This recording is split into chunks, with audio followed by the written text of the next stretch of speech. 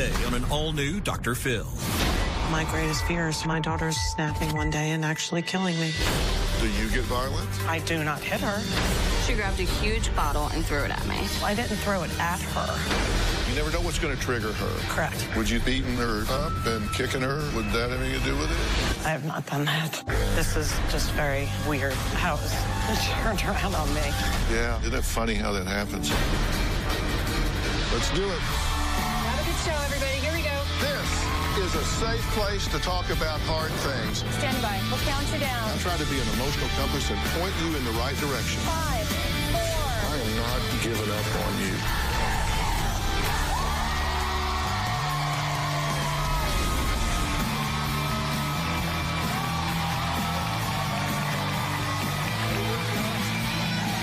How are you? Thank you very much. Thank you very much. Thank you, thank you. Elizabeth reached out to me seeking help for someone she claims has been terrorizing and beating her for 4 years. She says if she had to create a criminal complaint against this person, it would read like this. The accused punched holes in the walls, spat in victim's face, kicked car, and threatened to break windows. Almost ran victim over with car, making her fly into the air and hit the ground, resulting in 2 broken teeth and scars to the face. Threatened her while holding a knife. So who does Elizabeth allege has been hitting, bullying, and attacking her all of these years? Well, the alleged perpetrator is right under her own roof because it's her 21-year-old daughter, Lindsay. My daughter, Lindsay, is completely out of control. I'm a very angry and violent person. Even as a young child, I had a lot of anger. She started acting very angry towards me and her friends around the age of 10 when her grandfather died. When Lindsay was in the 6th grade, she had been banging her head against lockers. I have no idea why I did that. There were physical fights with all of her friends. She would say that she wanted to kill people. Once I was being bullied by a girl, and I beat her up so bad I got secondary assault charges. It seemed like the smallest thing would send her into a fit of rage. I thought she would grow out of it, but she never did.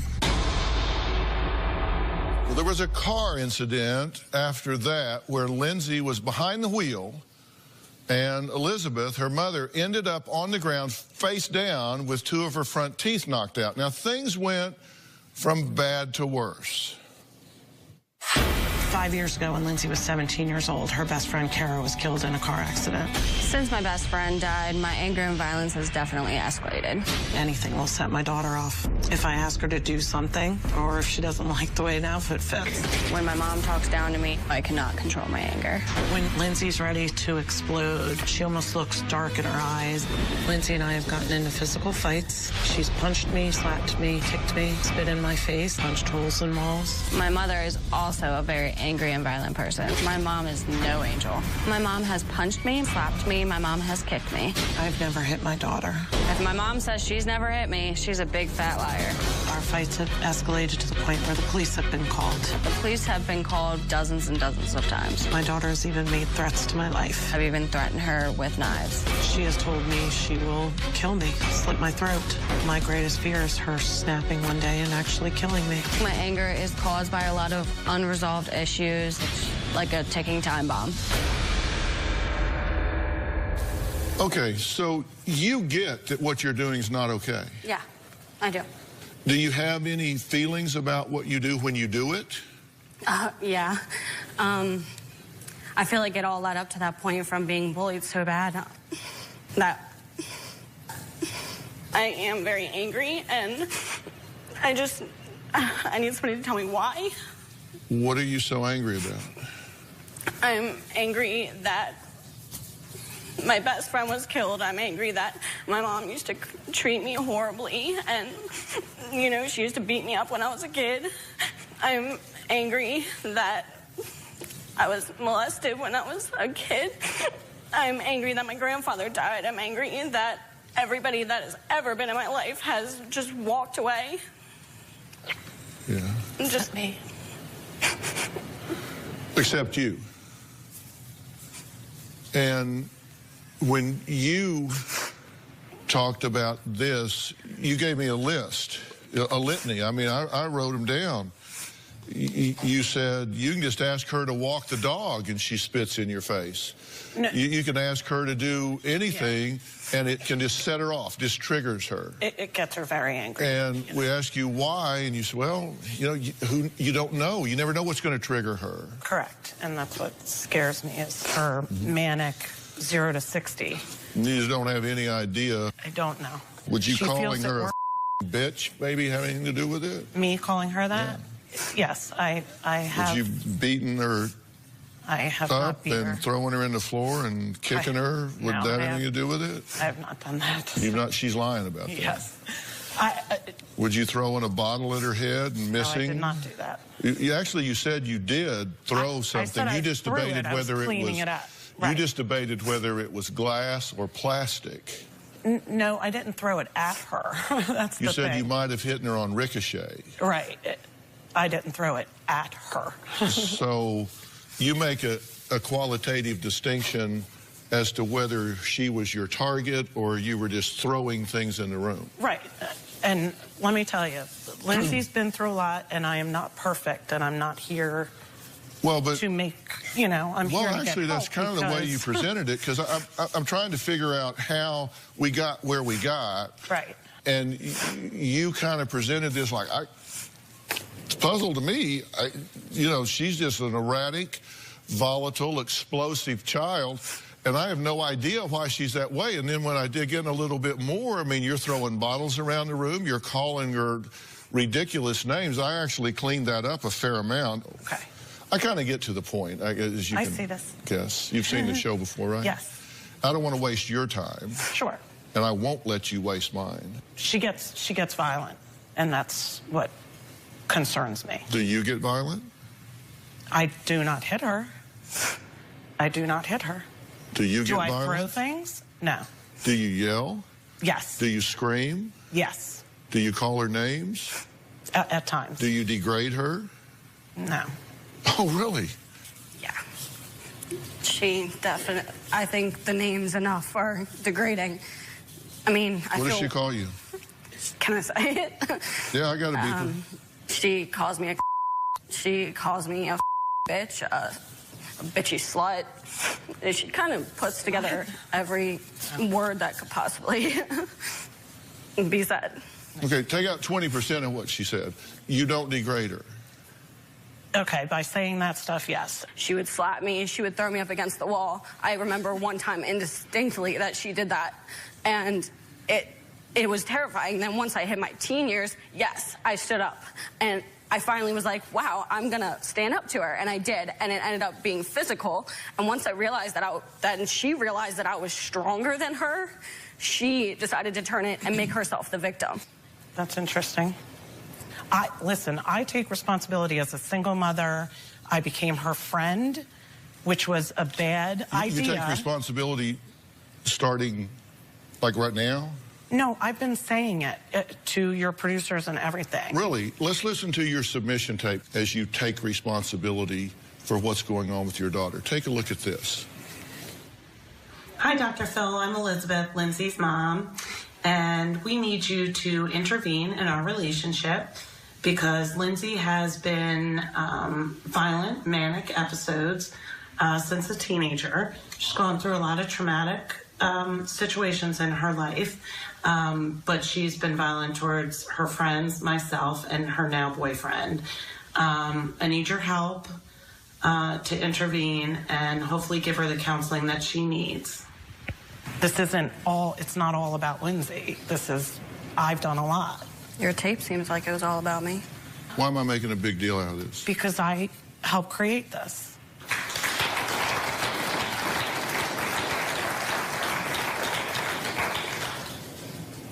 The police have been called several times to Elizabeth and Lindsay's home just this past year. Or have they? Elizabeth says no, but Lindsay says yes. We'll be right back.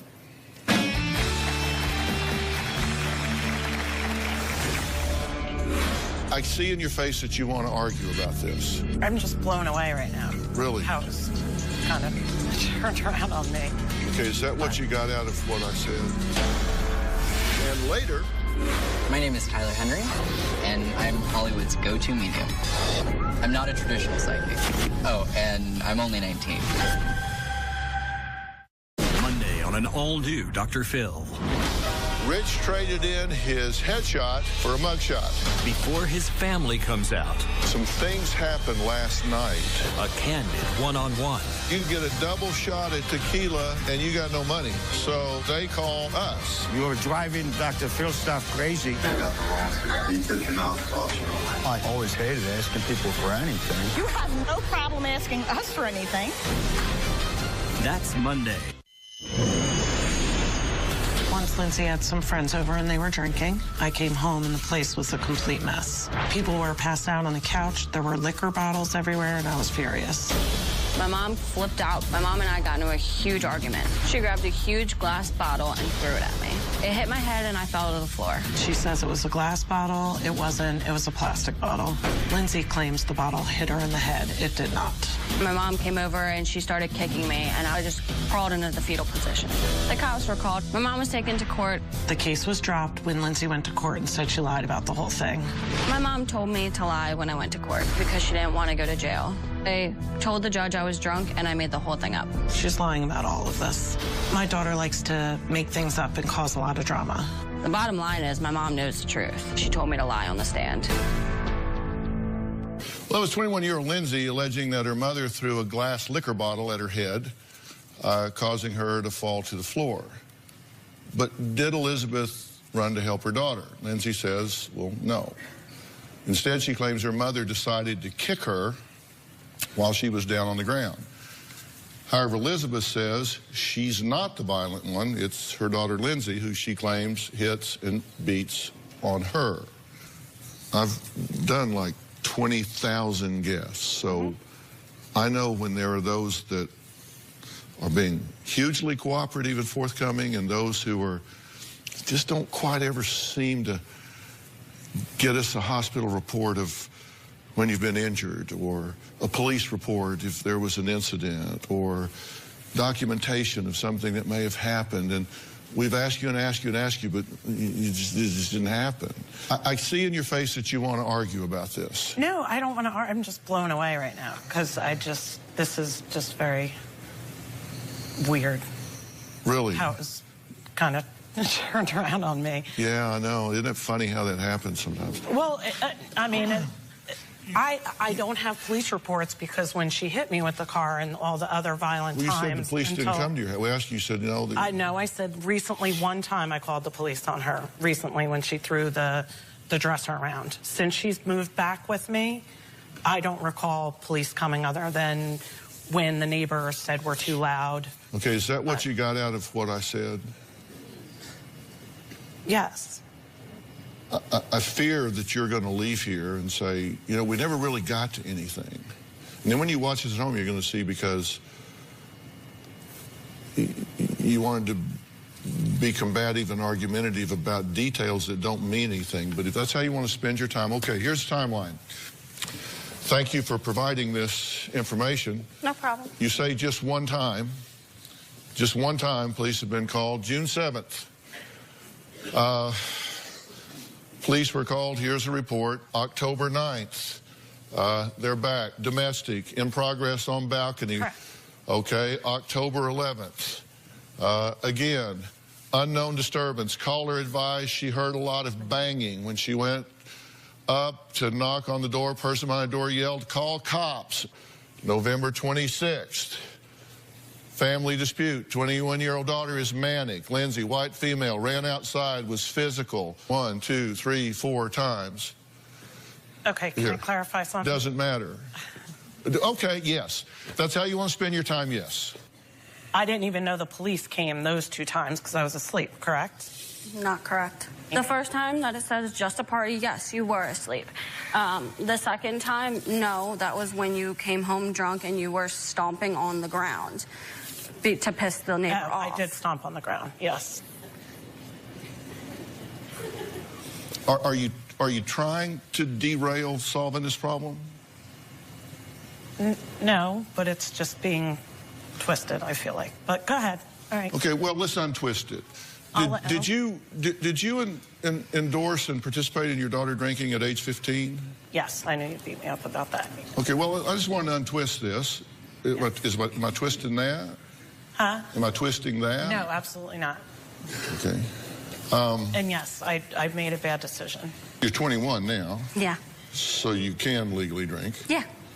And you both drink now, right? And when you drink now, that's when things really melt down, right? Yeah.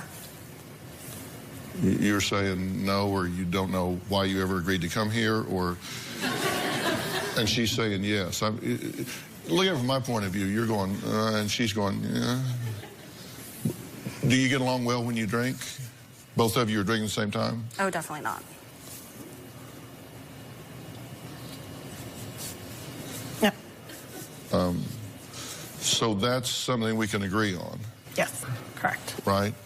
All right, coming up, we have Lindsay's diary, which may have more clues as to why she's struggling to have a non-violent relationship with her mother. We're going to talk about that. I'm going to talk about what role I think alcohol plays in this. And if I have to hang from the lights, I'm going to start talking about some solutions that I think need to happen here. We'll be right back.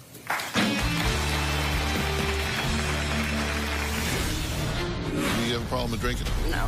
You just have a problem with volatility. The problem here is it's my mom's drinking problem, not mine. Wonder what would happen if you fixed these problems. And later, please welcome the star of Hollywood Medium, Tyler Henry. We have a guest who would like a reading from you backstage. This February, The woman accused of pushing her husband to his death. I'm a horrible person who could do that. the stakes are higher. Your daughter is saying there was a struggle. He stumbled and fell backwards. Did you push him out that window? No, I did not. Yes, you did. Emotions run deeper. You're very critical of the woman that has adopted your baby. She looks like a stripper. Olivia's been stalking me. Bring the restraining order. I'll show you where you blatantly lied in it. Bring it. You're in her face saying, you lie, you lie, you lie. She's a saint. We're the bad people. Is that what you're telling me? Tempers get hotter. Our neighbors make our life a living hell. They set a mortar shell under the swing set and tried to blow it up. That is not true. We are being harassed. Put her on the lie detector test. And I want you to do one too because the machine is going to blow up. And we're just getting started. I had a traumatized 3-year-old girl saying, my daddy hurt me. Where is he going to hurt you at? A child does not say those things unless she was coached. You cannot coach a 3-year-old. Ask anyone. That is coaching. I came here to help my daughter, and you turned this into a giant circus. I'm done.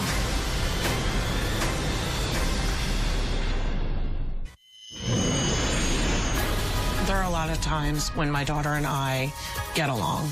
The problem is that once we've had some alcohol, we start to fight. When there's alcohol involved, my mom and I are toxically dangerous.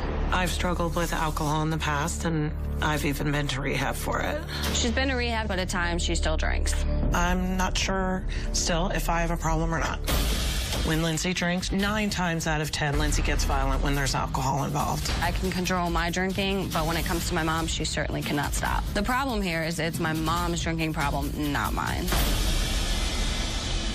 Wonder what would happen if you fixed these problems.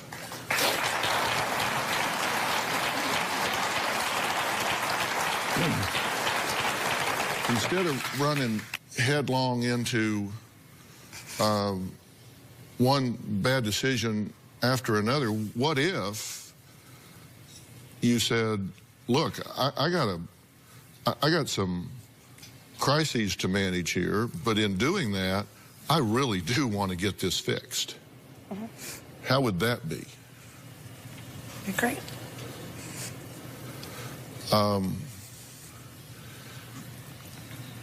Because if this continues the way it is, you're really, really vulnerable to being in a bad situation. Both of you. You're vulnerable to being in a bad situation. And that doesn't have to be the case. If Do you have a problem with drinking? I don't know. Do you have a problem with drinking? No. You just have a problem with volatility. Yeah. We're both very stubborn and we're both very alike, that we just butt heads, and with my anger and her anger and then the alcohol mix, it's like gasoline and fire. It just goes up. Yeah. So what do you want to see happen? I want to see us get help so that we can have a mother-daughter relationship. Mm-hmm. Then what questions do you have for me? Can she get off the medicine? Mm-hmm. It's made me very fat. In 6 months, I gained like a lot of weight. 60 pounds in like 4 months. All right. Do you have a question? How can we communicate better without, how can we talk without blowing up on each other? How can we help each other out instead of just working against each other? Like, how can we work together? Overall, how can I fix my anger? How can I calm down? You know, the question I was hoping for from you was, what can I do? What can I do as a person? What can I do to make this situation better? Absolutely. I don't just, you know, her, whatever, but you talk to me as a parent. Don't even talk to me as Dr. Phil. Just talk to me as a parent. Mm-hmm. What can I do to change the dynamic in my family and make this situation better? Because the only person you control is you. The only person that you can make a change in is you. You can inspire change in her. You can induce change in her, but you can't make her change. The only person you control is you. So I've been looking through everything you've written, everything we've recorded, everything you've said to me.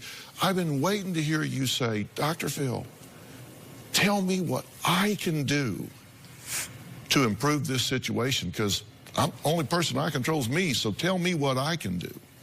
That's what I've been wanting to hear from you.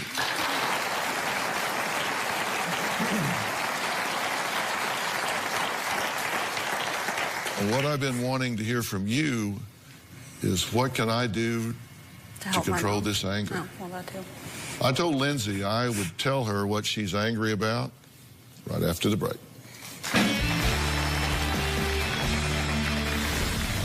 You don't want to go through life feeling like you're a victim.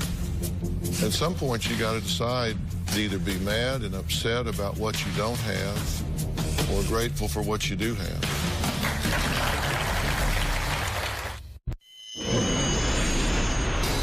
Lindsay and I have been together for about 3 years. Lindsay certainly has a lot of anger issues. Lindsay and her mom are constantly fighting.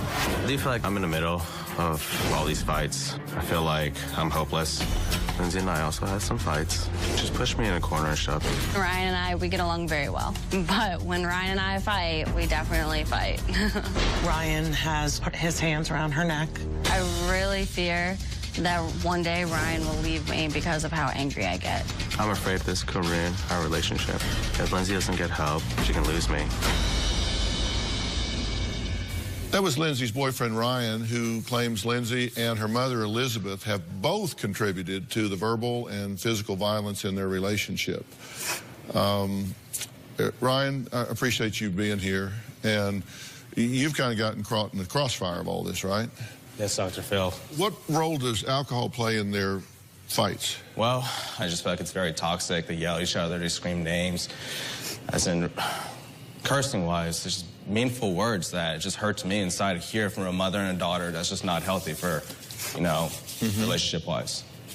All right, now I said I was going to tell you what you were angry about. You said that you were angry for a number of reasons. I mean, you had a pretty long list. You said that you were angry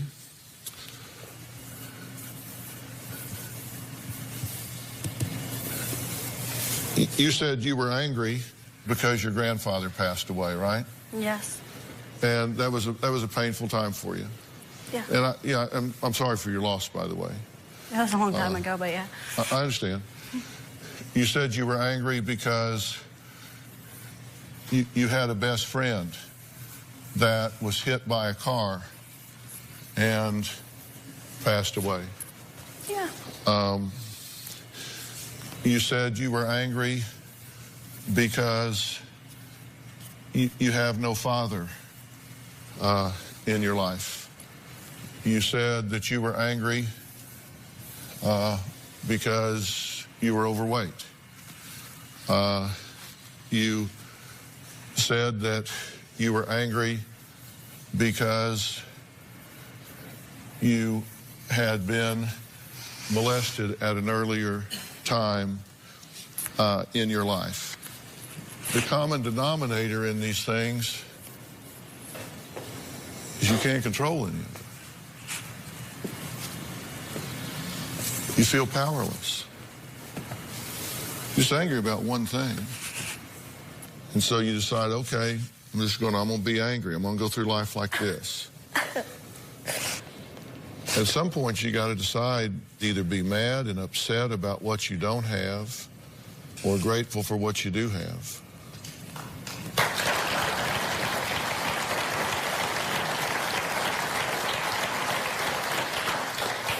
That woman is not perfect. Neither am I. Nice symmetry to that. She's not a perfect mother. You're not a perfect daughter. Nice balance to that. But you know what? She loves you a lot. I know that. She's here. I know. She tries her best. She's here. And she's leaning into this. I think you've got more issue here with alcohol than y'all think you do, and you're acknowledging. You are drinking more than you need to be drinking. You want to get off this medication? Look, we're going to deal with all of that, right? You want to get your weight down? Oh, Look, yeah. I've got the #1 weight book in America, okay? Right. I'm that guy.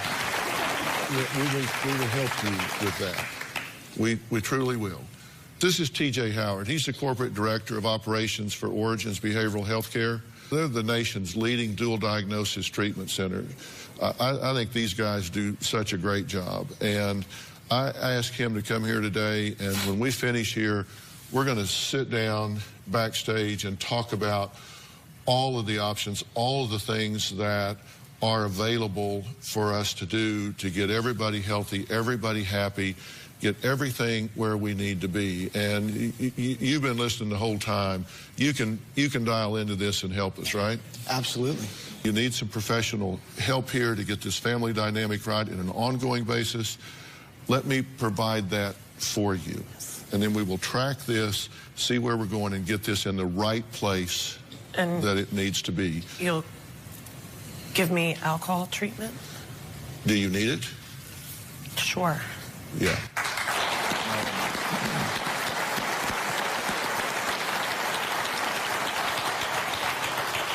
That is done and done. Okay? I'm going to ask Elizabeth and Lindsay to step off stage for a bit so I can talk to someone Lindsay says she really wants to meet, who she hopes can help her heal in a unique way. He's a young kid with a very interesting backstory. You'll meet him after the break. We'll be right back.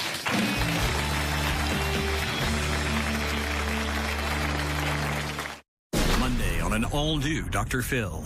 A guest hits a bar before the show.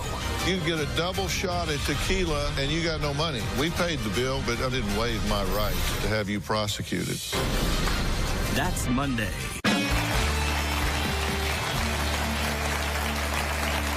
Okay, I'm just curious about y'all in the audience. Does anybody here believe in psychic mediums and their ability to contact people who have died and crossed over? Raise your hand if you do. Well, I've had mediums on the show in the past because viewers have asked and are interested, even though I personally am what I call a healthy skeptic. My next guest is unique because he is what is described as a teenaged clairvoyant medium. Take a look. My name is Tyler Henry, and I'm Hollywood's go-to medium. I've been a medium since I was 10 years old. As a kid, it was really frightening, but as I started fully embracing my ability as a medium, I started reading friends, family, and complete strangers, and now my ability has gotten me to Hollywood, where I read celebrity clients. My readings are really about connecting people, whether it's to their deceased loved ones. There is a reference to the March of Dimes. Stop. Or connecting them to insight into their personal lives. There's a reference to Lola. Oh my God. I am a skeptic. You don't show business. There's a woman coming through who's doing this to me. I haven't talked about that before to anybody. Who is with you every step of the way. That's nice. Oh, and I'm only 19. I'm not a traditional psychic. I'm young, and in some ways I'm naive. But people feel they can trust me, and they can. It can be nerve-wracking if I don't know who they are. Tyler. Hello, how are you? I'm George. Oh, great to meet you. Do you know who I am? No, not really. It's okay. No. Sorry. I just saw Britney Spears, so that's usually a reference to Britney, the name Britney. Brittany Murphy. Who would that be? She's an actress that passed away. Oh, my God. No matter what, I know it's going to be an adventure, and I'm just excited to see where this journey takes me. Well, please welcome the star of Hollywood Medium, which debuts this Sunday at 10 p.m. on E! Network, Tyler Henry. It's good to see you. Good to meet you. Great to be here. So, Thank you. how do you discover that you have this gift, this ability, this thing you do? Really, everything started when I was 10 years old, and my grandmother was ill with cancer. I woke up and just knew that my grandmother was going to pass away. I couldn't explain it. I just had this knowingness that she was going to die. And when I got out of bed, I walked up to my mom and said, we have to say goodbye. And moments later, we got the call that my grandmother passed. And that was really the first instance. What do you enjoy most about doing this? There's so many things I love about my work. Like, for me, just seeing the face of a client after I know that I've made a connection. For me, this is so much more than just my job. This truly is my life at every capacity. So knowing that I get to sit with a person and help them connect and get that closure is why I do what I do. Yeah. So why decide to read celebrities? I started doing readings professionally in my small town when I was 16, and word of mouth just spread. And then clients just started coming in, and they happened to be celebrities. When you're reading somebody, if you get some sense of like really impending bad news, doom, right? Do you tell them that? Well, for me, I believe that the future is not always set in stone. And so if I do get information beforehand intuitively about maybe what someone has to keep in mind medically, I'll let them know, you know, hey, this is a medical susceptibility, get this checked up on. And oftentimes they can avoid that from happening. But I only really deliver information in a positive sense so that it can be avoided. How have the stars reacted to the readings? The stars have been amazing, and we've had such an eclectic mix. We have actors, singers, people in sports, which is definitely not my area of expertise by any means. So it's been really interesting, but it's been beautiful to see that regardless of where these celebrities come from, they're all looking for the same things. They're all looking for the closure, the insight, the comfort that really comes from these sessions. Yeah.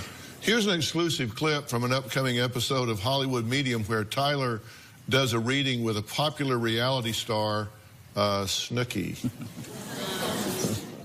This is a quick one, and I feel some uncomfortability or some pain in the head thing, really. It's like this. Yeah. Because he doesn't look unhealthy. That's the thing. When I'm looking at him, I'm not. Well, that's what happened. My uncle, he was in the garage working on his car, and all of a sudden, he was dead on the floor. Yeah. But he had a brain aneurysm. Wow. Oh, my God. Okay. My uncle was one of my best friends. He was my best uncle ever, because he was just an uncle that I could talk to. You know, like a cool uncle. Okay, so with his passing, he's there. As he's coming through, who's Elaine?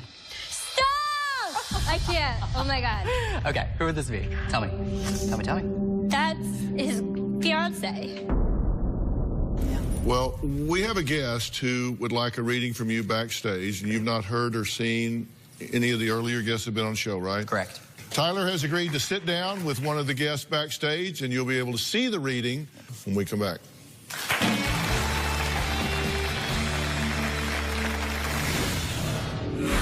Do you have anyone close to you that would have been considered to pass too soon? There is a reference to an engine revving, so I don't know if somebody drove really fast. Does that have any pertinence to what you're talking about? Very much so. There's a reference to the balloons that were released, and there's a reference to an awareness of this. Someone had a purple balloon, funny enough, but there's a reference. We have a lot of fun here in the studio audience. If you're going to be in the Los Angeles area and you would like free tickets, go to drphil.com and click Be in the Audience, or you can call 323-461-PHIL. That's 323-461-7445. Walking up to a client's door and going to knock is one of the most nerve-wracking things because I never have any idea who's going to open the door. Hi. Oh, great to meet you. Great to meet you. Oh my gosh. Come on in. Margaret Cho answers the door, and I was completely floored. I'm a huge Margaret Cho fan, and so to see her standing there in front of me was incredibly insane for me. It was so surreal. How are you? Tyler, good to meet you. You're so itty bitty. I know, I feel 12, but... How old are you? 19. Oh, he's so much smaller than I thought. I didn't know they made humans that size anymore. Do you want like a juice box? I get tons of jokes about my age from the people that I read, and I get it. I'm not what you expect, but for me, age is but a number. Those are some priceless reactions from celebrities after meeting teenage clairvoyant medium Tyler Henry, who is the star of Hollywood Medium, which debuts this Sunday at 10 p.m. on E! Network. Now, remember our guest, Lindsay, from earlier in the show. She admits her life took a turn for the worse after the death of someone very close to her. And since she's really open to mediums and psychics, I asked Tyler Henry to meet with her backstage. Here's what happened. Hello, how are you? I'm Tyler. good. Great I'm to meet Lindsay. you. Great to meet you, Lindsay. Nice Thank you to for meet you. having me here. This is interesting. Thanks for doing this. I don't want to know anything about you, so Okay. I'll explain kind of how I do what I do and let you know how my process works. Okay. I have the gift of seeing things. I get images, impressions that I basically have to take and deliver as accurately as I can without knowing anything about you. Right, okay. So this notepad and pen is just like scribbling. Okay. And it really is not that big of a deal. I am getting a couple different impressions, and I'm probably going to take a minute to basically just scribble, see what we get, and go from there. Not a problem. I see that you have some objects. I do.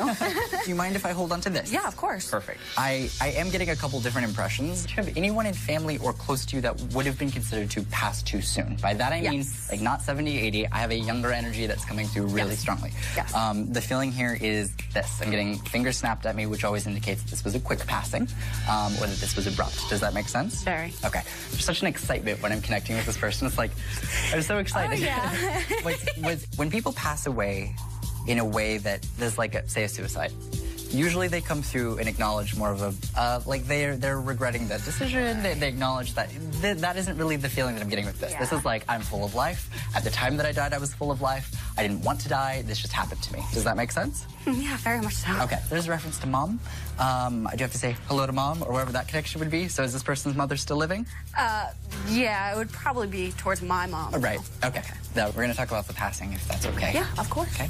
There's a frustration, because I'm referencing the pacing, which is always my indication of I'm frustrated. I'm frustrated, I'm frustrated. I should not have been in this situation. This was stupid. There is a reference to an engine revving, so I don't know if somebody, like, drove really fast, or what this connection is. Does that have any pertinence to what you're talking about? Very much so.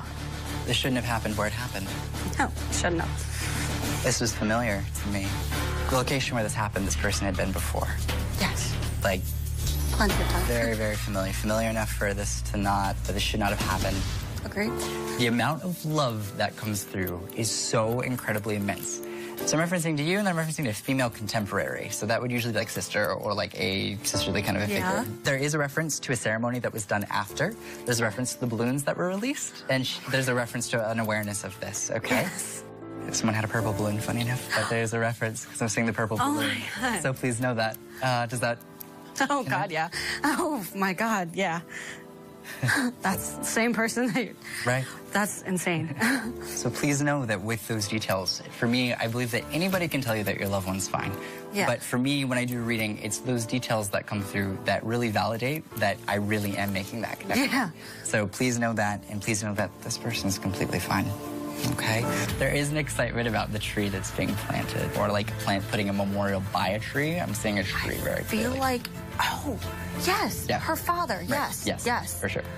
Her father is going to do that. Yeah. Is there an older gentleman that comes through? So there is an older gentleman. The older gentleman died of a lung-related thing, like fluid in the lungs, and that would be separate. That'd be on mom's side. Yeah. But yeah, so that would be the gist. Wow. It's a lot to think about. Oh, my gosh, yeah. Oh, gosh. It's insane. I hope that helps provide. No, it definitely did. It definitely. I'm glad that she's still happy and. Thank you for letting me connect. Yeah, no problem. Thank you. Oh, absolutely. Absolutely. It's amazing.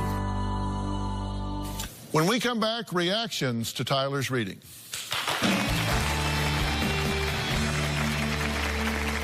Ready to get real? Go to drphil.com for advice on relationships, parenting, finances, and more. Plus, weigh in on your favorite episodes, share your stories, and find support in the Dr. Phil community. When you sign up for the community, you will automatically be subscribed to the Dr. Phil Show newsletter.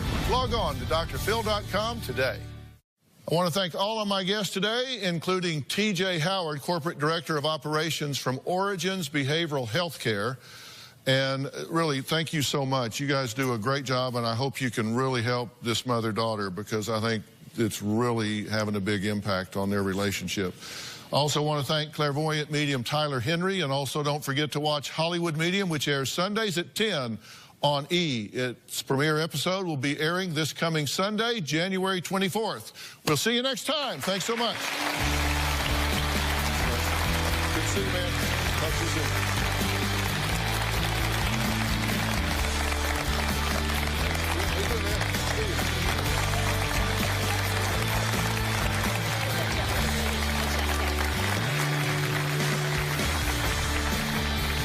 Who Tyler was connecting with was my best friend, Kara. She was 17 and she died very suddenly in an auto accident. And he just really hit home with how I was across like states away from her, and how she died on her anniversary. So he said something about a holiday, so that was perfect. Tyler was able to point out, he said he heard an engine, and in actuality, it was Kara getting hit by a car. Tyler brought up some situations or detail about my father, I believe. He was talking about, he was saying something up here, even though my dad had colon cancer, he ended up drowning in his own fluids. Tyler, thank you so much for helping me and us and putting my mind at rest, and maybe I'll actually be able to sleep at night knowing that she's okay. So thank you. Thank you, Tyler.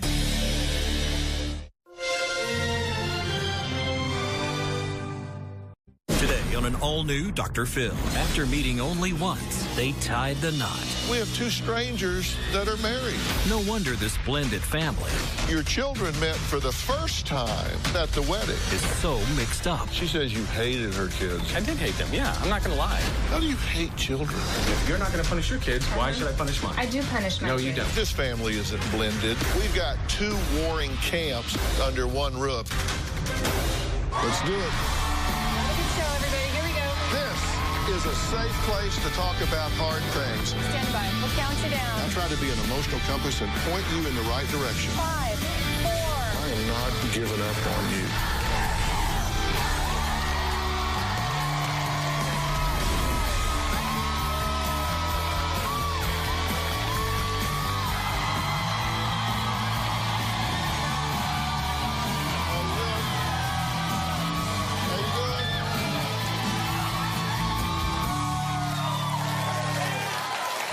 Here's a question. What do the hit TV shows Modern Family, Full House, and The Brady Bunch have in common with my guest today? Well, they're all blended families. But sadly, unlike those families that everybody loves to watch on the small screen, Jason and Shady's blended brood is on the brink of falling apart. But before we talk about all that, I want to take you back to the beginning, when 5 years ago, Shady met Jason on a dating site. Now, after knowing each other only 2 months and meeting in person only once, these two lovebirds thought it would be a really great idea to get married. Sadly, these two didn't race into this sacred union alone.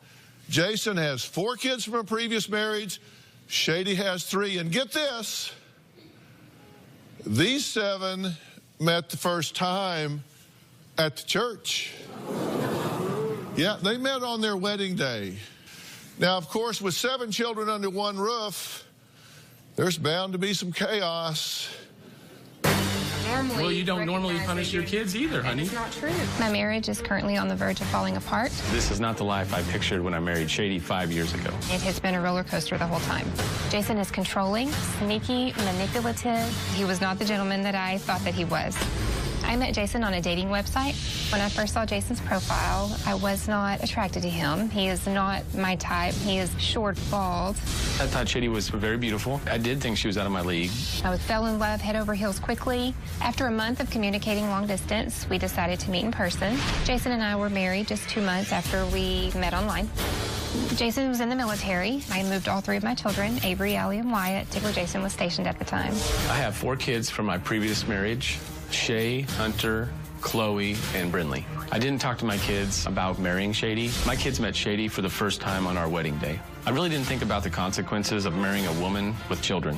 I began to feel a little uncertain about our marriage. Jason is like Dr. Jekyll and Mr. Hyde. He's a very nice gentleman in front of other people. At home, he wants to be in the middle of everything. He yells and screams and cusses. My marriage started to take a turn when I noticed how Shady disciplined her children. Jason was like a drill sergeant. Everything had to be done his way. Okay, Jason, chill out. They were disrespectful. They talked back. They didn't listen to their mom. Jason likes to degrade me in front of our children. We very seldom talk, but when we do, it seems like it always ends in an argument. But you throw in the mix of children and life stresses, takes the fun out of a relationship. Shady and I tolerate each other right now. I can't continue to live like this. I'm miserable. Well, creating a family with members from previous relationships, I mean, come on, this can be stressful, and the outcome is rarely what you anticipate. Jason and Shady learned about this the hard way. You interrupt me, you get loud, you want to make a scene in front of everybody in the house. Jason is tearing apart our blended family. We have very different parenting styles. What did I tell him? I'm not understanding what you're trying to say. Shady and I never discussed how we were going to parent our children. We never discussed rules for the house. I'm going to be reprimanded. It doesn't matter. They're just... Anytime that I bring up issues with the kids, she'll say that you take care of your kids and I'll take care of my kids.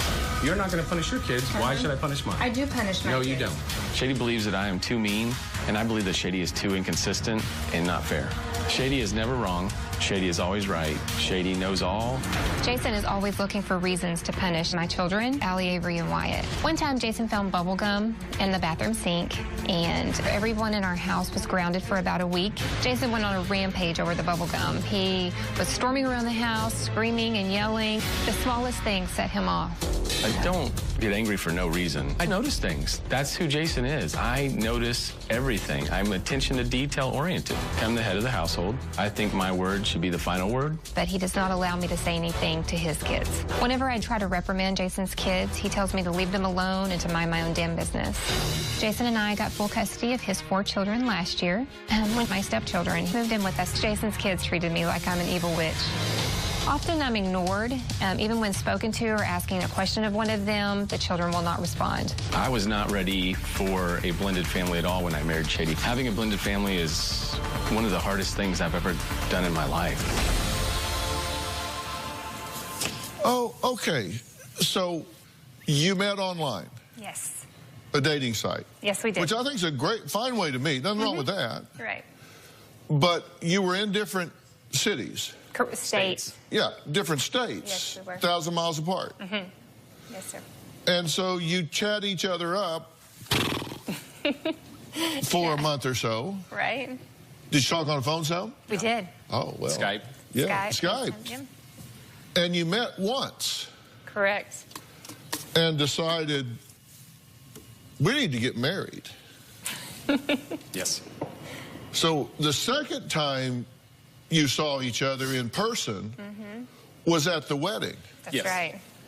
Your children met for the first time on your wedding day. Then you move a mother-in-law in. 10 of you under one roof. What could possibly go wrong here? Lots of things. You didn't much cotton to her kids in the beginning, right? It's a, well, you meet them for the first time that first day, and they were just, seemed like normal kids. She says you hated her kids. Well, that came in Kentucky. That's when she moved to Kentucky. and then we started living as a family. You didn't actually start hating them till Kentucky. Correct. You cannot make this up. How do you hate children? Wow, that's a good question. Thank you. I don't know if it was so much that I did hate them. Yeah, I'm not going to lie. I did not want to be around them because they were smart asses. They didn't listen to their mother. I went from work, and I would come home dreading going into that house. What did you say to yourself that allowed you to spend one night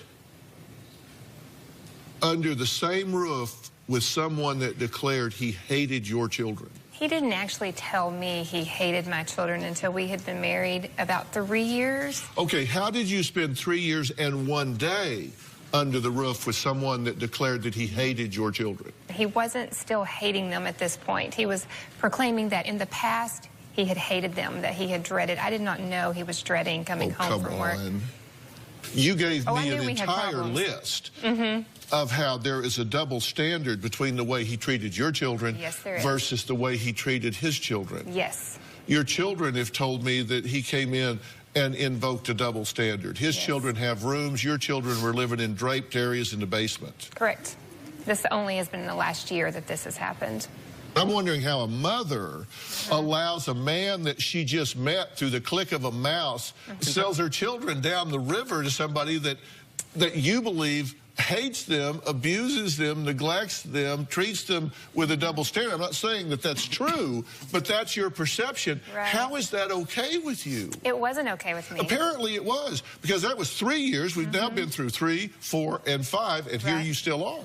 The reason I stayed is because at the time I did not financially have the money to go anywhere else. I had nowhere else to go. Well, coming up, Shady says that 4 years later, Jason is still obsessed with finding out who left a piece of cake in the basement. When we come back, we're going to finally get to the bottom of who's responsible for the great cake caper, and we're going to find out if, in fact, this is all one-sided. We'll be right back.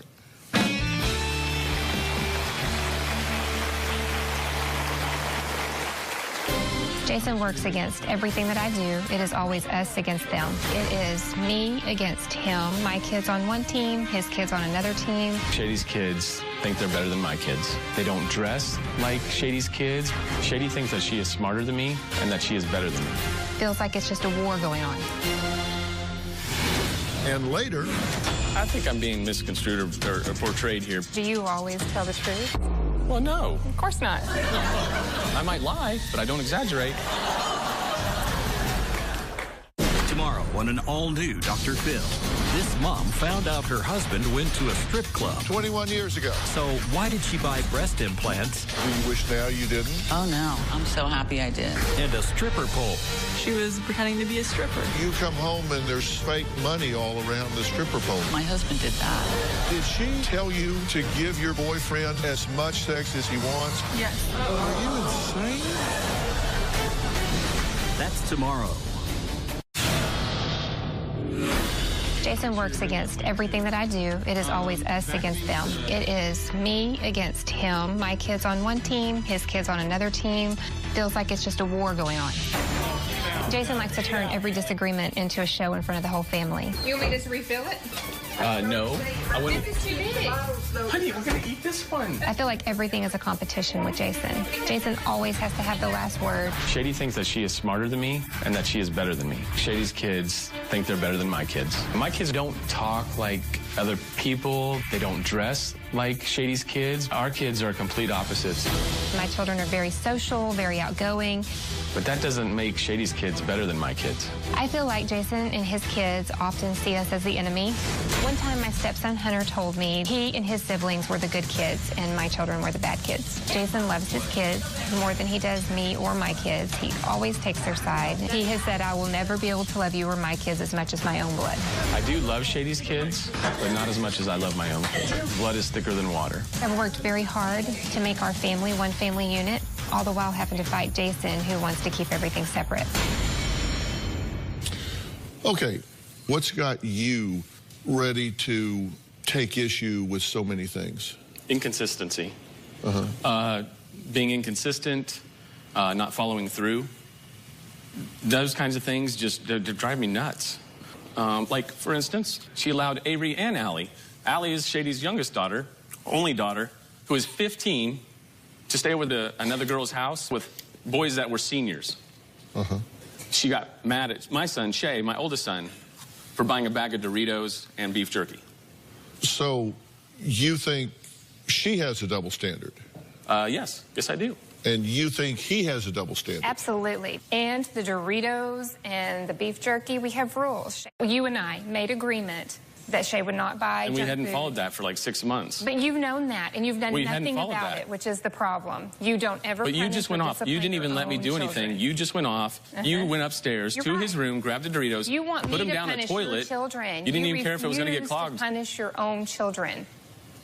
You want to put it on me. I didn't put it on you. I said, let me handle it.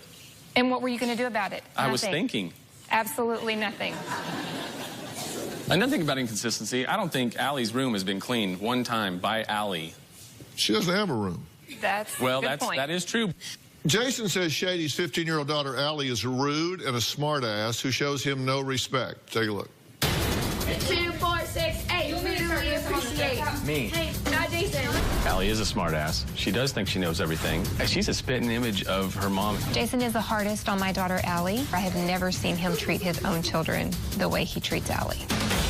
One time, Jason called Allie a bitch, and Allie was only 12. Jason is constantly antagonizing Allie. He baits her. He sets her up for failure so that he can punish her. You had to instigate and try to start a fight. I didn't try to start a fight. Yes, you did, honey. Allie's name is Vivian Allison, and we've always called her Allie from birth. And he said, Vivian. She said, why are you calling me Vivian? Like, yeah, attacking me. Questioning an adult. Don't call me Vivian, Mom. She doesn't call me Vivian. You were very rude. I looked at you and said, why are you calling me that? Yeah, why would you say that? Because I don't want you to. Then why don't you just say that? She was like, can I call him Patrick? That's his middle name. And I said, yeah, you can. And she goes, Patrick, you know, just to be funny. And of course, that made him angry. I couldn't understand why Shady would sit there and laugh with her daughter after she called me Patrick. And Allie's laughing right now. Yeah, and you're just right along with her, Shady. All she said was your middle name. No, it's wrong, honey, and you know it. Like I said, you're a better relationship with your daughter than you have with me. Are you getting weary of all this fighting that's going on? Yeah. Were you surprised that they got married so quick? Yeah, I was. I didn't really know him Yeah. at all. So when y'all got married, you were living in Texas, right? Yeah. And then you packed up and moved to Kentucky? Yeah. Then you packed up and moved to Virginia? Yeah, we did. And now you have a space? Yeah, I have 3.5 walls. Yeah. 3.5 walls? And your brother's on the other side of a curtain? He is. Yeah. How's that work? Not great. How do you get along with Jason? Not great. Yeah. How do you think he feels about you? I don't think he likes me.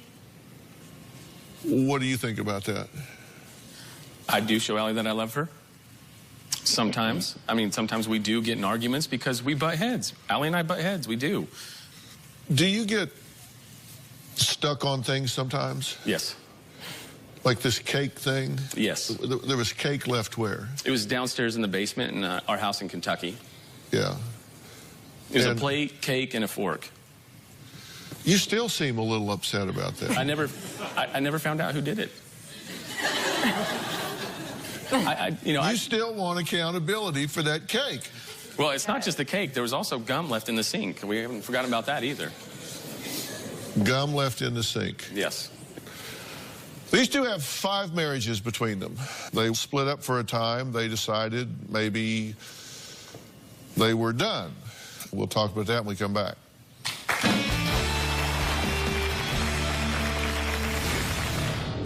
Did it ever occur to you that, you know what, this might be a really good time for me to not be in a relationship? This February. The woman accused of pushing her husband to his death. I'm a horrible person who could do that. The stakes are higher. Your daughter is saying there was a struggle. He stumbled and fell backwards. Did you push him out that window? No, I did not. Yes, you did. Emotions run deeper. You're very critical of the woman that has adopted your baby. She looks like a stripper. Olivia's been stalking me. Bring the restraining order. I'll show you where you blatantly lied in it. Bring it. You're in her face saying, you lie, you lie, you lie. She's a saint. We're the bad people. Is that what you're telling me? Tempers get hotter. Our neighbors make our life a living hell. They set a mortar shell under the swing set and tried to blow it up. That is not true. We are being harassed. Put her on a lie detector test. And I want you to do one too because the machine is going to blow up. And we're just getting started. I had a traumatized 3-year-old girl saying, my daddy hurt me. Where is he gonna hurt you at? A child does not say those things unless she was coached. You cannot coach a 3-year-old. Ask anyone. That is coaching. I came here to help my daughter, and you turned this into a giant circus. I'm done.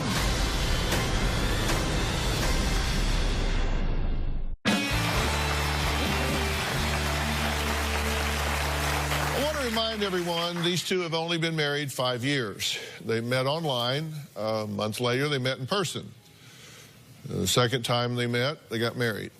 But that's not all. When times got tough, these two felt like, well, it's over with, so they kind of went outside the marriage.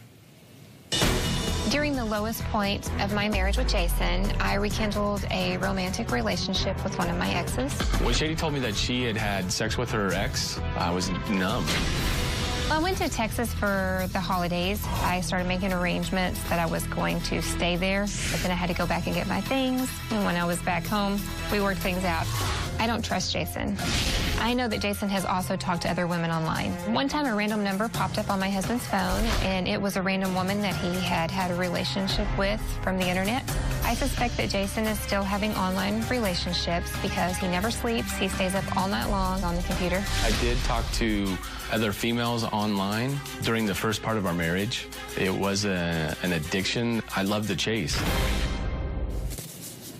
Is there anything else y'all could do to sabotage this thing? So both of you during a break kind of reached out to other people. Yes. I wouldn't call it a break. It was Thanksgiving. She went to Texas. I went to Kansas. Did you each think that this was unraveling? Yes. Yes, we did. Yeah. Yep. But you thought you would visit your ex. I did. Yes, I did. And this was a good idea. Why? This was not a good idea. This was a bad idea. But it seemed like a good idea at the time. Why? I think that I was just reaching out to what was familiar to me, thinking I made a mistake, I picked the wrong man. Did it ever occur to you that, you know what, this might be a really good time for me to not be in a relationship? Maybe this would be a good time for me to focus on me and my children. That's probably where I should have been thinking. That's not what I was thinking at the time, but yes, I see your point. But then you decided, well, no, I'm going to go back. Planned to go back, ordered a truck, we were going to load the house. Actually, we did. Boxed everything up, loaded the whole entire truck, got ready to move. And Jason and I sat down that last night, had conversation. Well, that's a novel concept. So you actually sat down and talked through some things. We actually did, yes. Oh, but I unloaded the truck. Then she told me she slept with her ex. So did you load the truck back up? I was, like I said, I was numb. I didn't want to do it again. I didn't want to leave. So I was going to fight. I was going to deal with it. So what do you want to do now? I want to get counseling. I want to become a family. What do you think that's going to take? Counseling. Well, but I mean, what do you think? Compromise. Shady and I getting together, actually making set rules. You know, everything, you know. Well, you're kind of big on rules. I am. In fact, he had you sign a contract. Yes, he did. It was a marriage contract. Well, no, this was boundaries for dealing with conflict. You said, we'll never mention divorce. We'll not bring up old unrelated items. We'll never fight in public or in front of our children. We'll call a timeout if it escalates to a damaging level. We'll never touch each other in a harmful way. We'll never go to bed angry with one another, but that got crossed out somehow. Failure is not an option. Whatever it takes, we'll work it out. And you both signed it. So this was your contract. Does he live up to number one? No. He doesn't live up to number one? No, he does not. Okay, so he doesn't live up to that one. Does he live up to number two? Not at all. No. He doesn't live up to number two? Does he live up to number three? Number 3 is his favorite. He loves to fight in public. Okay, so he gets a double. Yeah. We'll call timeout if it escalates to a damaging level? I've yet to ever seen him call a timeout. Okay, so he doesn't do that. We'll never touch each other in a harmful way? He has never physically hurt me, so he does live up to number 5. Okay, so he does live up to number 5. Okay. Failure is not an option. Whatever it takes, we will work this out. I mean, you are here. He's still trying. Yep. Okay. You are here. Okay. So, and what happened to number 6? That was my suggestion because that's been impossible. We do go to bed angry at times. We get up the next morning and continue on, but sometimes we can't resolve it before bed, so we just took that one out. Okay, so you just killed that because you fight so much, you got to get some sleep. Exactly. Exactly. I like a schedule, love schedules. We're going over the chore list so you guys know what chores you guys have today. I'd love to have things where they're supposed to be. Closed captioning provided by... Talking taxes with Jackson Hewitt. Got 2 jobs, 3 kids, and need money now. Or I'll need a job for every kid. File with us for your biggest refund and a $50 Walmart e-gift card instantly. Our 100% accuracy and maximum refund are guaranteed. Jackson Hewitt, where taxes are less taxing. To truly feel healthy on the outside, you have to feel healthy at your core. True Biotics, a probiotic from One A Day, naturally helps support both your digestive and immune health by combining 2 types of good bacteria. True Biotics. Be true to your health. We're going over the chore list so you guys know what chores you guys have today. Make sure your rooms are clean, too. So then I have the bathroom and the stuff? Yes, you do. Were you vacuuming the stairs? Yeah. I like a schedule, love schedules. I love to have things where they're supposed to be. I love fun, but without the structure, there's no fun. Okay, you had rules for the kids. We both did. It was family rules. She created those. But you created the chart. No, she created that. I made the chart. You created the chart? I did. Okay, listen. I've been to several county fairs and a couple of goat ropings, and I couldn't figure this damn thing out. Honest to God, what? Could y'all figure this out? Y'all couldn't follow, because listen, seriously, I got this at home the other night. I sat down, Robin and I looked at it, and we couldn't figure out what the hell we were supposed to do. Y'all couldn't figure this out? No, they just tell us. We had a vision of y'all standing there at the refrigerator. Seriously? I did the best I could.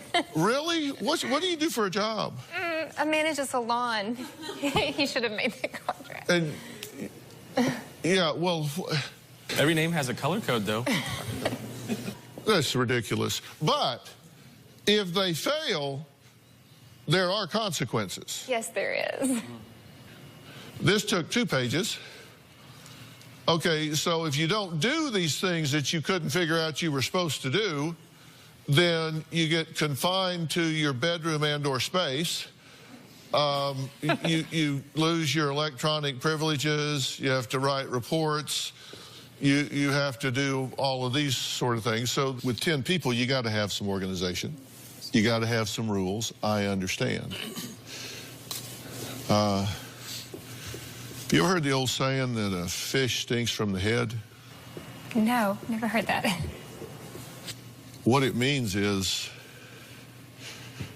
it all starts with the leadership. Chaos begins from the top down. Disorganization begins from the top down. Disrespect begins from the top down. Everything starts from the top down. And if you look at a situation and it's chaotic, don't you have to look at the leadership? Yeah. You're a military guy, right? Don't you have to look at the leadership? Yes. So, isn't this a top-down problem? Yes. I think so. With 7 children under one roof, why not add a mother-in-law? Well, that's what Shady and Jason did. We're going to meet Shady's mom, Shirley, when we come back.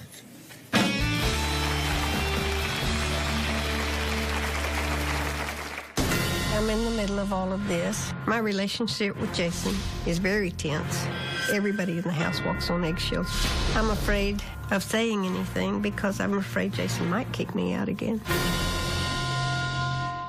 Tomorrow on an all-new Dr. Phil.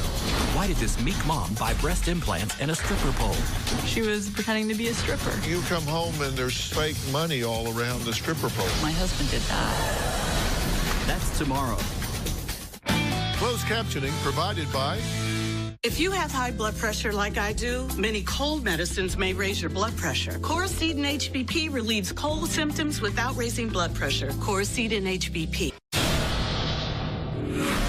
My mother, Shirley, moved in with us to help take care of the kids. My mom would step in when Jason was too rough on my kids and when he was being mentally abusive. Shirley is an alpha, like a man. She wants to be in charge. Jason is paranoid that my mom and I are talking behind his back. Shirley talks behind my back. She jumps in on every issue. It's a Shirley, Shady, and Jason issue, and it's a 3-ring circus. Well, Shady and Jason agree it's been a bumpy ride.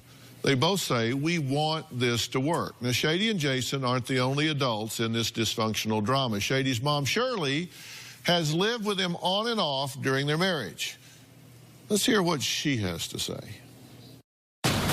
My relationship with Jason is very tense. Everybody in the house walks on eggshells. It gets real chaotic at times because everybody is at each other's throats. Jason is very degrading to Shady. He tells her how worthless she is. He has called her a bitch. He does this in front of the children. When they have an argument, he gets louder and louder and louder. It's very obvious he wants his children to understand that she's the bad guy and he's the good guy. I'm not at all surprised that their marriage is in trouble because they didn't know anything about each other. I'm afraid of saying anything because I'm afraid Jason might kick me out again. I'm 69 years old. Right now, I have no place else to go. Well, thank you for joining us. You're welcome. It's interesting. We talked to you and we did an interview with you, and then after that, you wrote us a letter. Yes. Why'd you write us a letter after we interviewed you? Because I felt like I was so angry when I was interviewed about some of the things that I had seen, and I wanted it to be more fair so that I could explain better what I saw from both sides of this picture. Because you wrote us a letter that was 8 pages long. I don't think it was quite that long, but... Yeah, no, it was 8 pages long. There it is. 1, 2, 3, 4, 5, 6, 7, 8. Okay. Okay. And I popped a few things out that I thought were significant that I think you think are significant. These are just excerpts. As you said, after 4.5 years of watching Shady and Jason interact, I'm angry. Angry that anyone could treat others the way he does. Shady told me I didn't have to do anything I didn't want to do, and it hasn't been quite like I pictured it. I took on cleaning, cooking all meals, taking care of the kids. She refuses to do anything except eat and lay on the couch. She goes to the store, gone all day. When I first moved in, she was a complete basket case. So you're saying he's kind of bulling around there and yelling and all of that kind of stuff, but this kind of a bait and switch from her too. What do you think needs to happen in this house? There have been times when I thought there needed to be a divorce and everybody needed to split and completely give it up. But they both want to be married and they both want to stay together. And so I would like to see both of them get some help What do you want to see happen? The same thing. I want unity in our home. I want my husband to allow me to be a parent. I want him to stop trying to take my authority away. I want him to stop arguing and fighting in front of our children. I just would like us to become one unit. I want him to allow us to be a family. And what do you want to see happen? Consistency. I want us to be a family also, but I want things consistent. Do you get upset playing board games? I'm competitive, Dr. Phil. When you're getting upset and pitching a fit over a board game, then you got a bug up your ass. And it has nothing to do with the board game. You brought that with you. I think I'm being misconstrued or portrayed here because games are fun. Board games are fun. Am I competitive at board games? Yes. I want to win. But to the point of screaming and cussing and hitting the table. Yes, so did yeah, your children did the people. Same. I know. Yes, it's our family. It's the way we're competitive on board games. They've learned from the best. It's board games. We're having fun. Did y'all have one of these let's not go to bed angry nights and you decided to sleep on the couch? Yes, we have recently. Slept on the couch. I've slept on the couch before. And you wouldn't give her a pillow or covers? He came in there, grabbed the pillow, the blanket, took them in our bedroom, and locked the door. Don't remember that, Left me on Dr. the couch. Phil, but if she says I did it, I might have done that. But she exaggerates a lot. Do you always tell the truth? Well, no. Of course not. Who does? But I don't exaggerate. You don't exaggerate? No, I might lie, but I don't exaggerate. Can I make this situation better? Well, hell, you can't fall off the floor. So, can I make this better? Yeah, I do think this can get better. Seriously, because they have done, well, nothing right. So, if they start to do some things right, then it has to get better. So what do they need to do right? I'm going to tell you when we come back, and you are going to be really surprised at where we're going to start. In fact, you're going to be shocked. We'll be right back.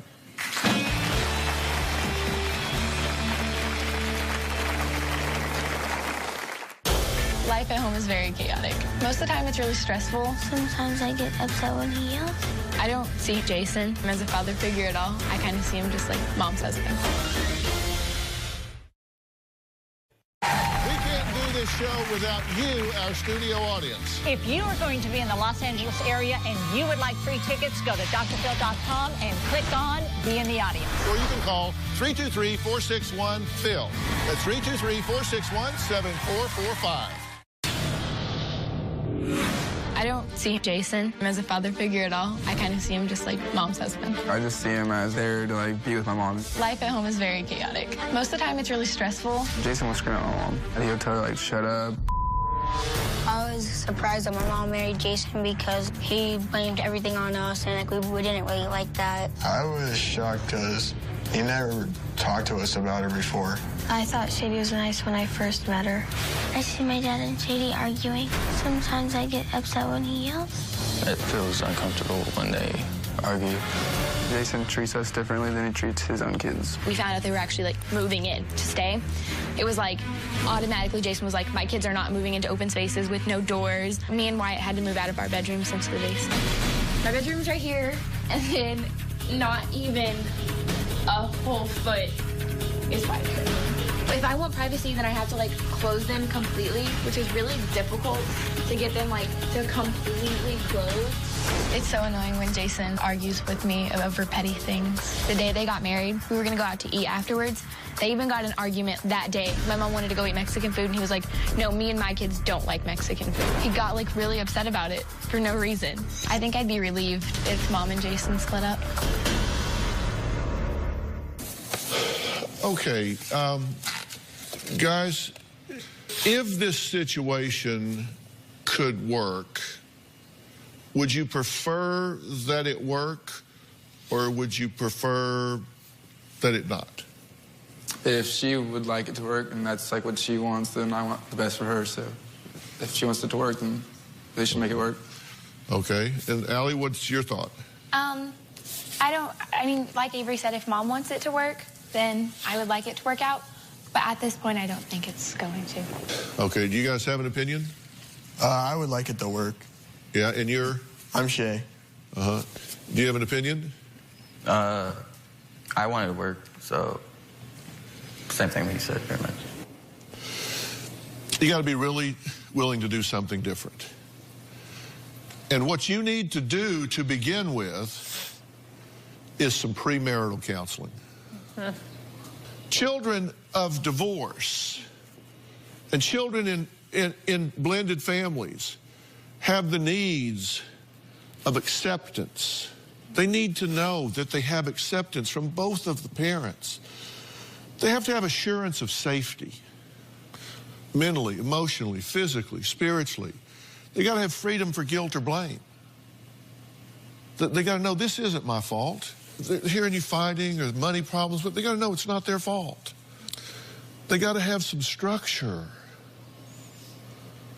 They got to have a stable parent that has the strength to conduct the business of the family, and they have to be allowed to be children. Kids are going to be kids. They're not soldiers. Yeah, yes, sir. Very true. Yeah. I don't ask myself why this is failing. I ask myself, why not? How could there be any other possible outcome? If you want this to work, then you've got to do the work necessary to give it a chance. And you have done none of that. You've done none of that. You said our children are opposite in personality, our parenting styles are opposite in personality, and both of you fight for those parenting philosophies and defend them, and neither one of you are within a country mile of what is a healthy parenting style. You fight to defend yours, you're wrong. You fight to defend yours, you are wrong. I'll tell you what will work when we come back.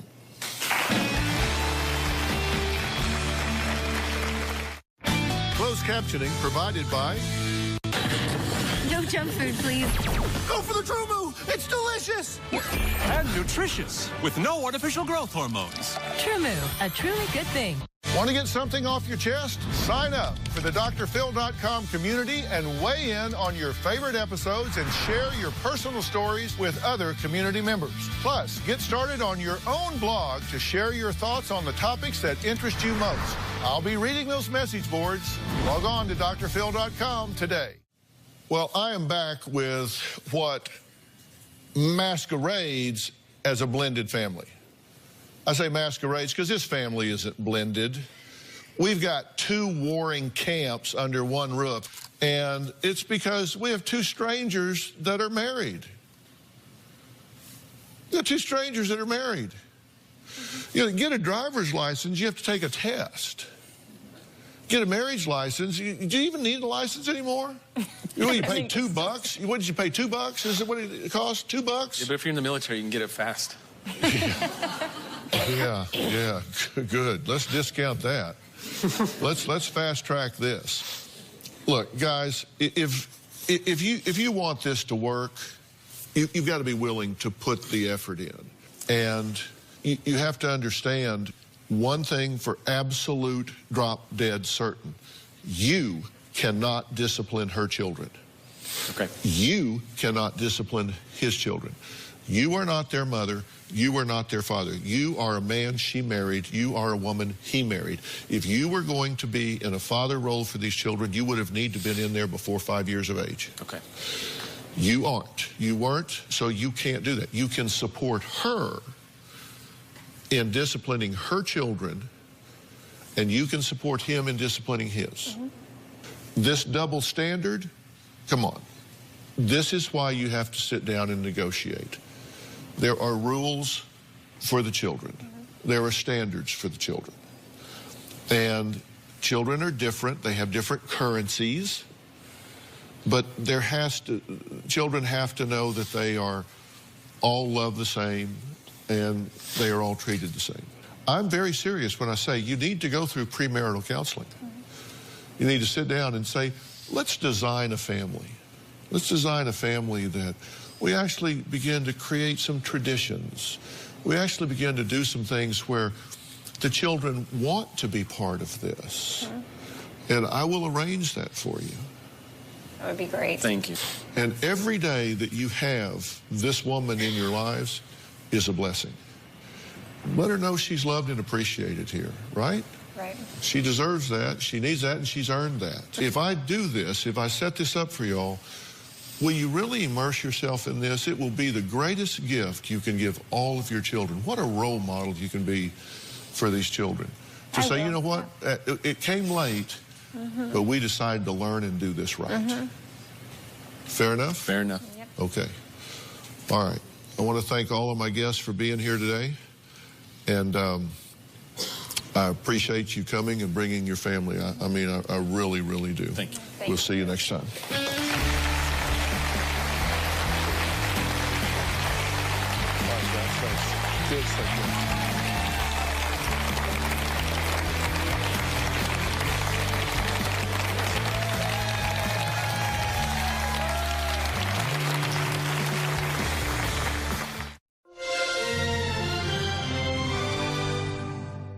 Today on an all-new Dr. Phil, this mom found out her husband went to a strip club 21 years ago. So why did she buy breast implants? Do you wish now you didn't? Oh, no. I'm so happy I did. And a stripper pole? She was pretending to be a stripper. You come home and there's fake money all around the stripper pole. My husband did that. Did she tell you to give your boyfriend as much sex as he wants? Yes. Are you insane? Let's do it. Have a good show, everybody. Here we go. This is a safe place to talk about hard things. Stand by. We'll count you down. I'll try to be an emotional compass and point you in the right direction. 5, 4. I am not giving up on you.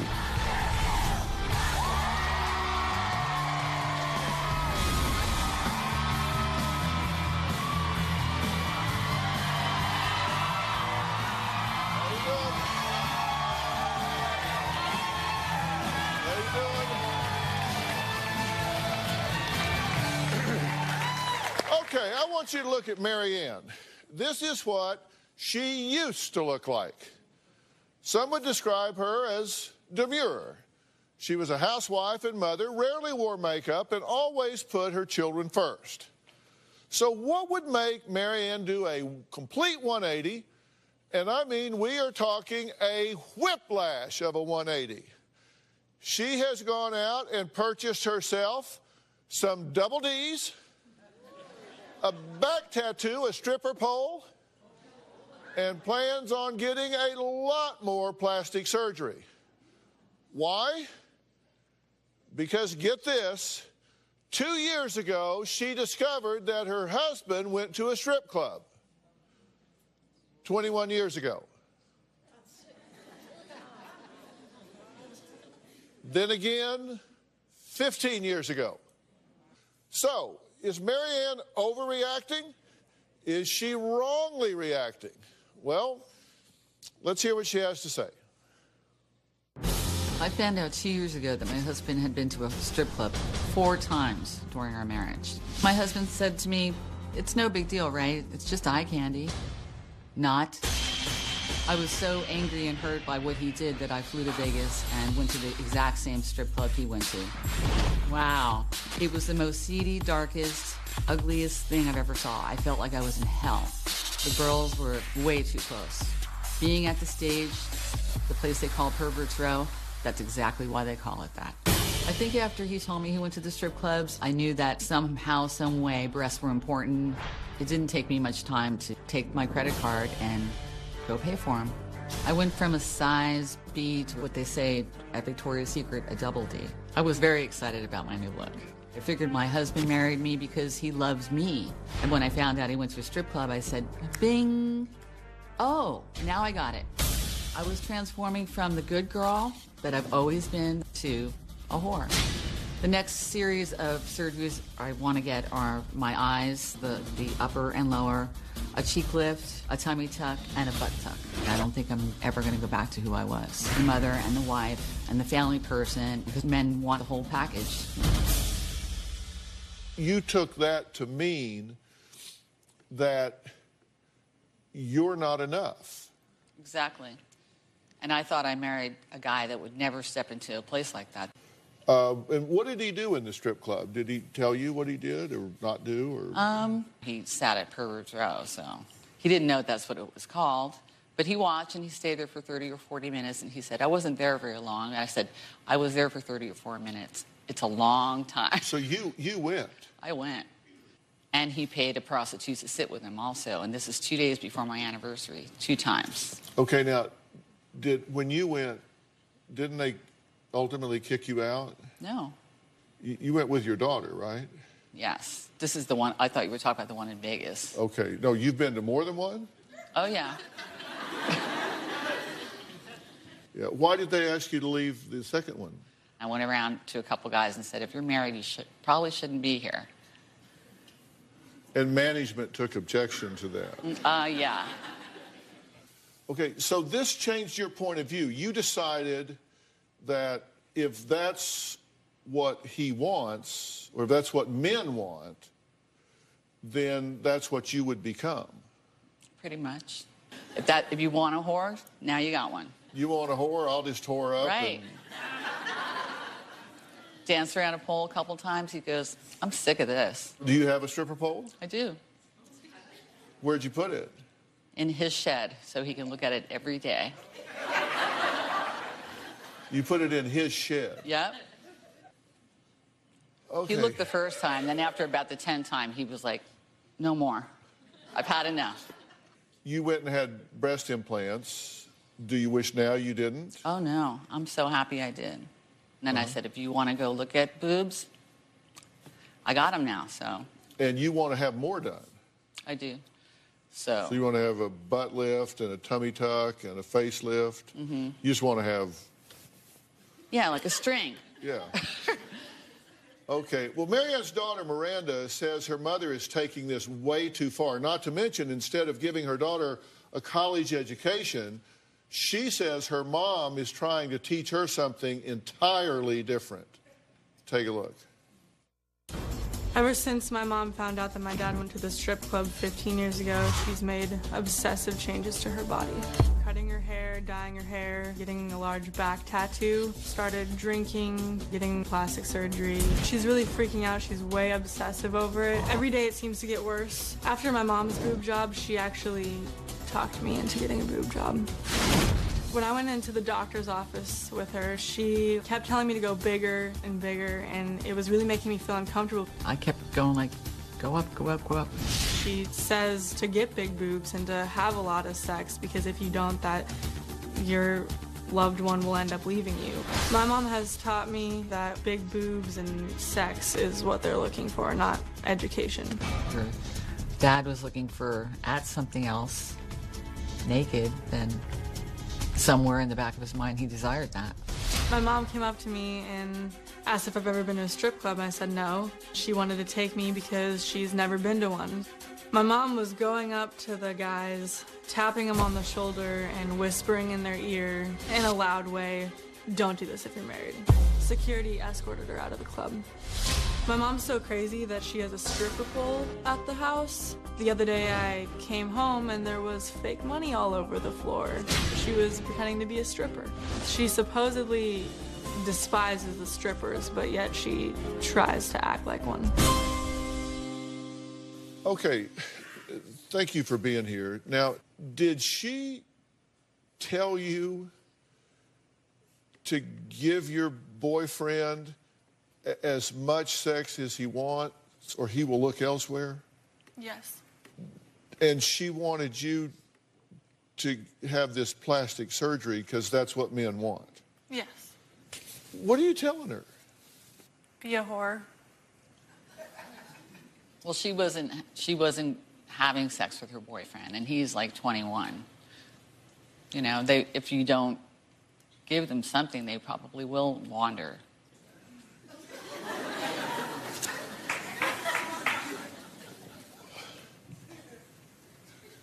Are you insane? No.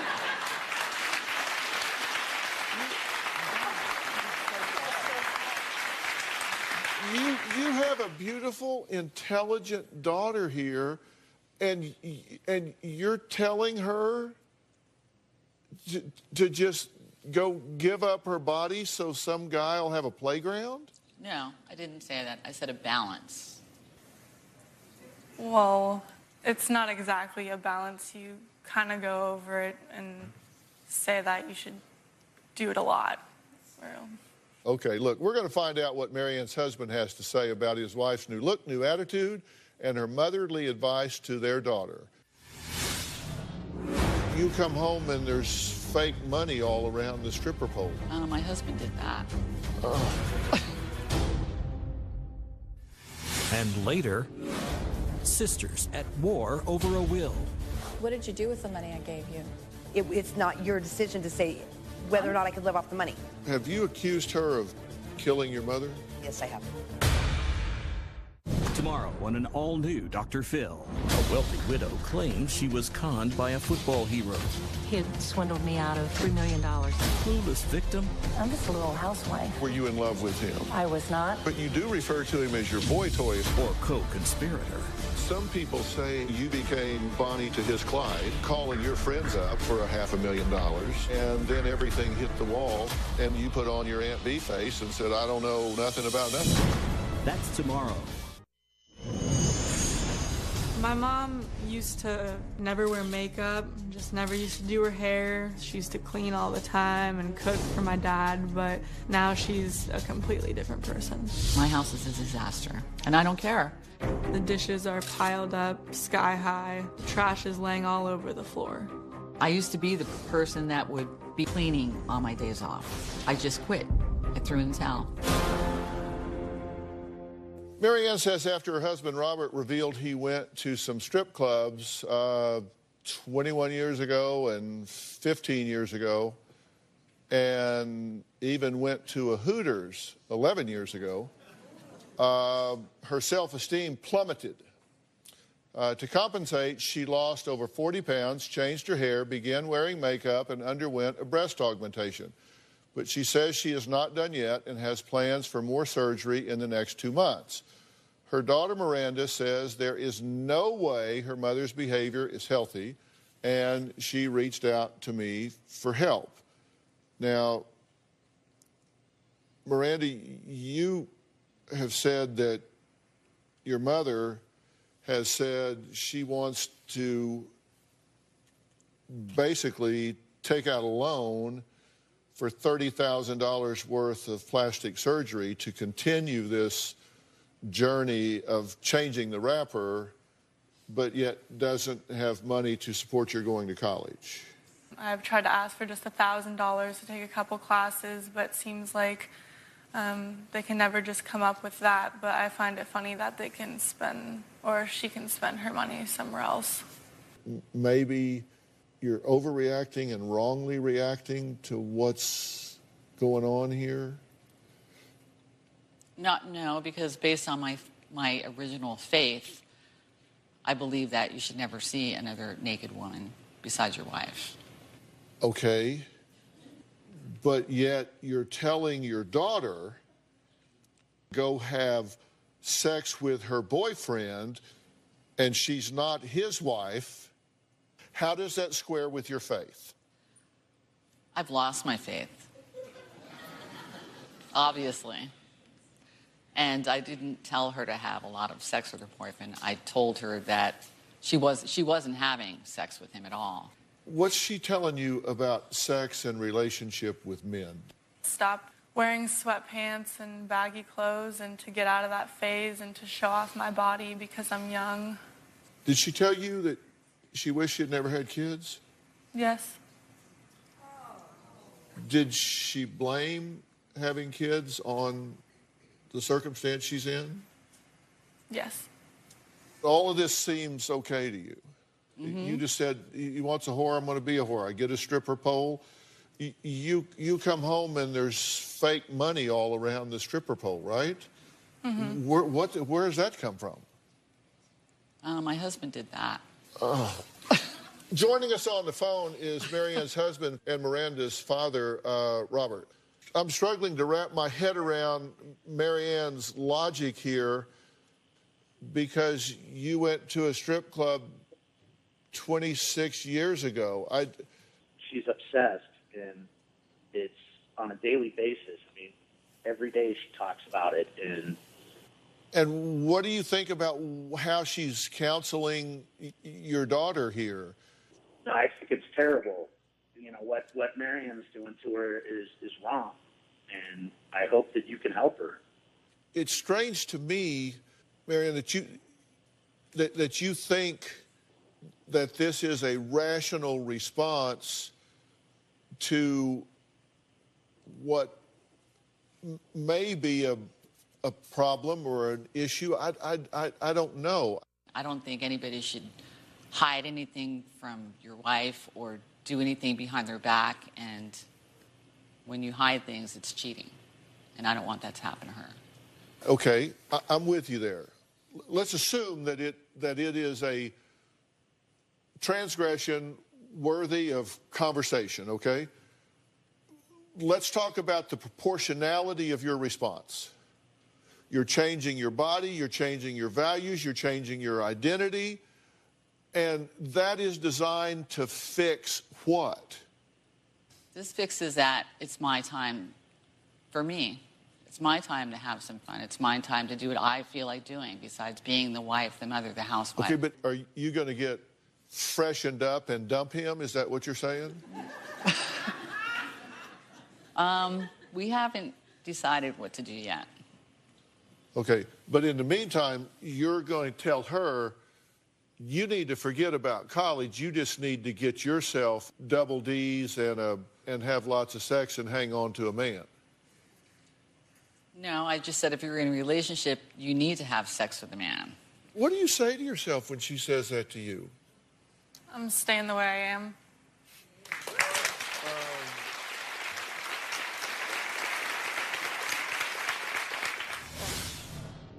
What's the degree of transgression? Are you killing a mosquito with a shotgun? Are you putting your entire marriage on the line? This February. The woman accused of pushing her husband to his death. I'm a horrible person who could do that. The stakes are higher. Your daughter is saying there was a struggle. He stumbled and fell backwards. Did you push him out that window? No, I did not. Yes, you did. Emotions run deeper. You're very critical of the woman that has adopted your baby. She looks like a stripper. Olivia's been stalking me. Bring the restraining order. I'll show you where you blatantly lied in it. Bring it. You're in her face saying, you lie, you lie, you lie. She's a saint. We're the bad people. Is that what you're telling me? Tempers get hotter.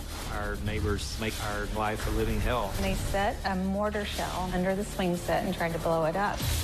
That is not true. We are being harassed. Put her on a lie detector test. And I want you to do one too because the machine is going to blow up. And we're just getting started. I had a traumatized 3-year-old girl saying, my daddy hurt me. Where is he going to hurt you at? A child does not say those things unless she was coached. You cannot coach a 3-year-old. Ask anyone. That is coaching. I came here to help my daughter, and you turned this into a giant circus. I'm done.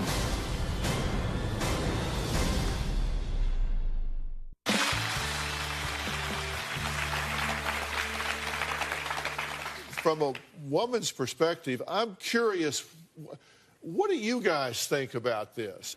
All right, what do you have to say about this? What do you think? That's what your thoughts are, that he's not liking you for who you are, then you don't need to be with him. You know, I don't think you need to change who you are because you're not being true to who you are. But what do you think about her reaction to him going to a strip club 26 years ago? Well, I think that's a little crazy. Stand up. If you're basing your happiness on your looks, you will never be happy. It will droop, it will wrinkle. And I just encourage you, Mom, to find peace within yourself. However, maybe Dr. Phil can help you do that because you will never be happy until you do that. And daughter, you go. Good for you. Okay. Yes, ma'am. Back here in the blue dress. I think I'm kind of surprised the fact that it's been 26 years ago, but he never left you. He never even indicated that he wanted to leave you for something else. He keeps coming back home. So for that, he loves you, not your exterior, but what's inside of you. And I think you've got redirected some things here. What do you say to what these folks are saying? Based on the faith that I had, a lot of Christian women would say that they would not want their husbands in a facility or an environment like that at all. Oh, I don't think anybody here said they want their husband to go into strip club. I think it's a matter of what's the degree of transgression. Are you killing a mosquito with a shotgun? Are you putting your entire marriage on the line? Are you changing your value system? Are you changing your identity? Are you changing the values by which you parent your daughter based on a transgression that is just simply not of the magnitude to warrant the reaction? Well, you see, it is of a magnitude to me, because I thought I married a man who completely would never, ever do those things. Okay. Robert, chime in here. I made a bad choice, couple bad choices. Couple. And, she's never going to let me live it down. It's just, she's crazy. Let me conclude this then by saying that can't be what all of this is about. This is about you, and it's sent you spinning off. Mm-hmm. You're not the kind of person that would be giving that kind of advice to your daughter, because that's counter to everything that you've ever believed or stood for, correct? Correct. And him walking into some strip club 26 years ago, 15 years ago, and Hooters, which is a public place in a strip mall, and because of that, you're now telling your daughter, you need to get naked and have sex to keep a man around. It is absolutely counter to everything you've ever believed about forming a relationship based on a meeting of the minds, a meeting of the souls, respect, mutual admiration, all of the things that go into forming a bond with somebody else across life. And I can tell you there is no relationship that is ever going to be a success-only journey. There are going to be problems, there are going to be hiccups, there are going to be mistakes that are made. And if this is a life sentence for Robert, if you're never going to forgive him for this, you need to tell him and let him go. Because if this is a life sentence, then you can tell him he needs to move on. But I don't think you can know that until you figure out what's really driving this. And I'm happy to get you some help with that. Thank you.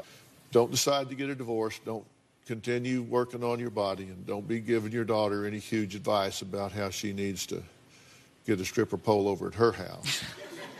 You just need to take a look at you first. I mean, what do you got to lose, right? Right.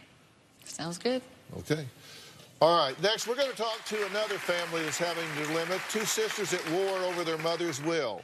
Who should get the house? One of them wants to sell it, but the problem is the other one's in it. She's saying, you ain't going to sell it with me here, and I'm not going anywhere. We'll be right back.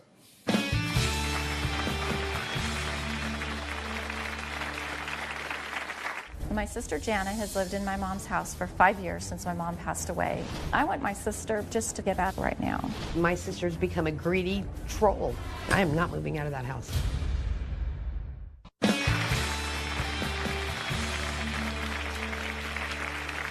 Take a look at some sweet family photos from two of my guests today. Now, their mother passed away 5 years ago, and even though the loss of a parent can be tough, you hope it's a time when siblings would come together, but not these sisters. They are in a war over mom's will.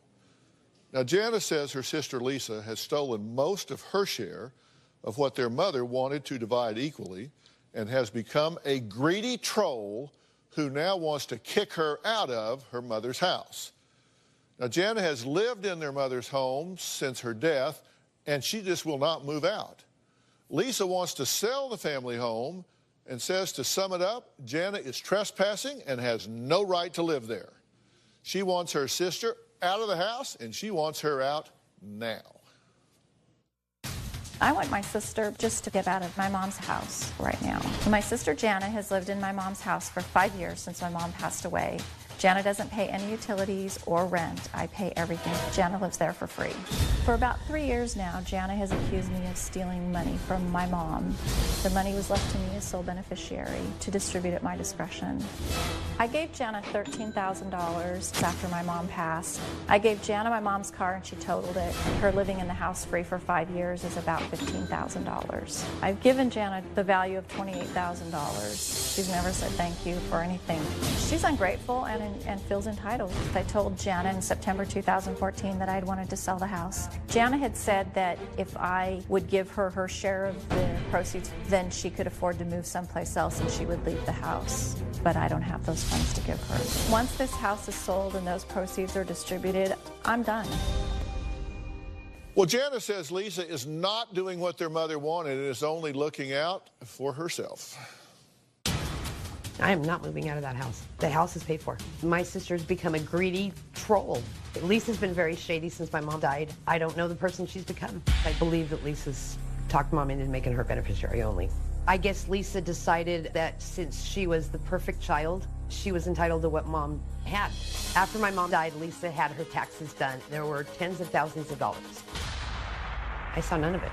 My mom's money has basically gone into my sister's house, new car, and the other little fun things. She'll show me something that she bought. In the back of my head, I'm thinking, gee, I own part of that because you bought that with the money that you took from me, that mom left me.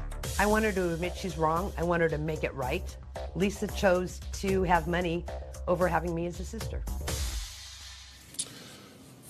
Well, first off, let me say to both of you, I'm sorry for your loss. Thank you. What would you hope to gain today? What could come out of this that would help heal this family? I want her to admit that she lied to my mom. She told mom that she would split everything evenly in between the three of us. And what would you hope to gain from today? I want to resolve the house. I want to be able to sell the house.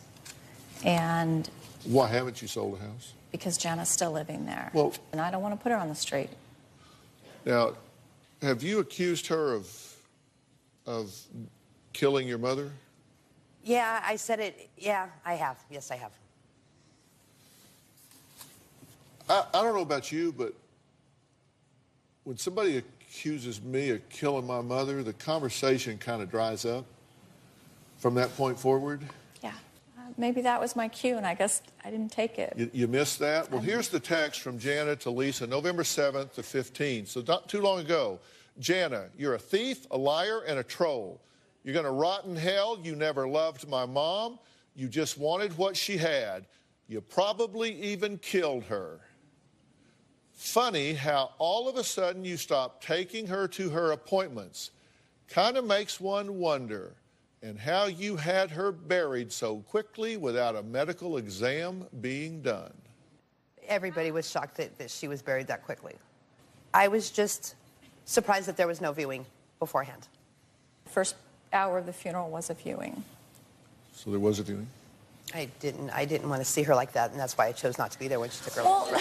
Well, no, and that's fine, but I wasn't aware that there was even a viewing before the funeral. But to say it's strange there wasn't a viewing, actually it's strange that you weren't at the viewing. Well, but there was a viewing, is the point. I didn't want to. I wasn't aware that there was a viewing until just now, so, and I apologize for that. Next, it's been 5 years since her mother's passing, so why hasn't Lisa purchased a headstone for their mother's grave? Jana really wants to know the answer to that one. We'll be right back.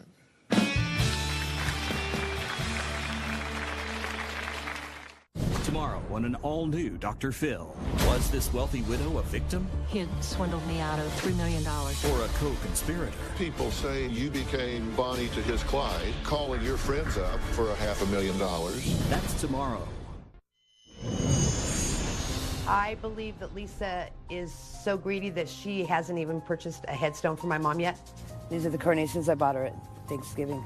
I come out here and visit her, and it makes me sad that she doesn't have a headstone. It bothers me because she was very adamant that she have a headstone immediately. I knew that doing my mom's headstone would be the last thing that I would ever do for my mom. I couldn't bring myself to do it. I guess Lisa doesn't feel that it's important enough for mom to have a headstone, even though she promised mom that she would.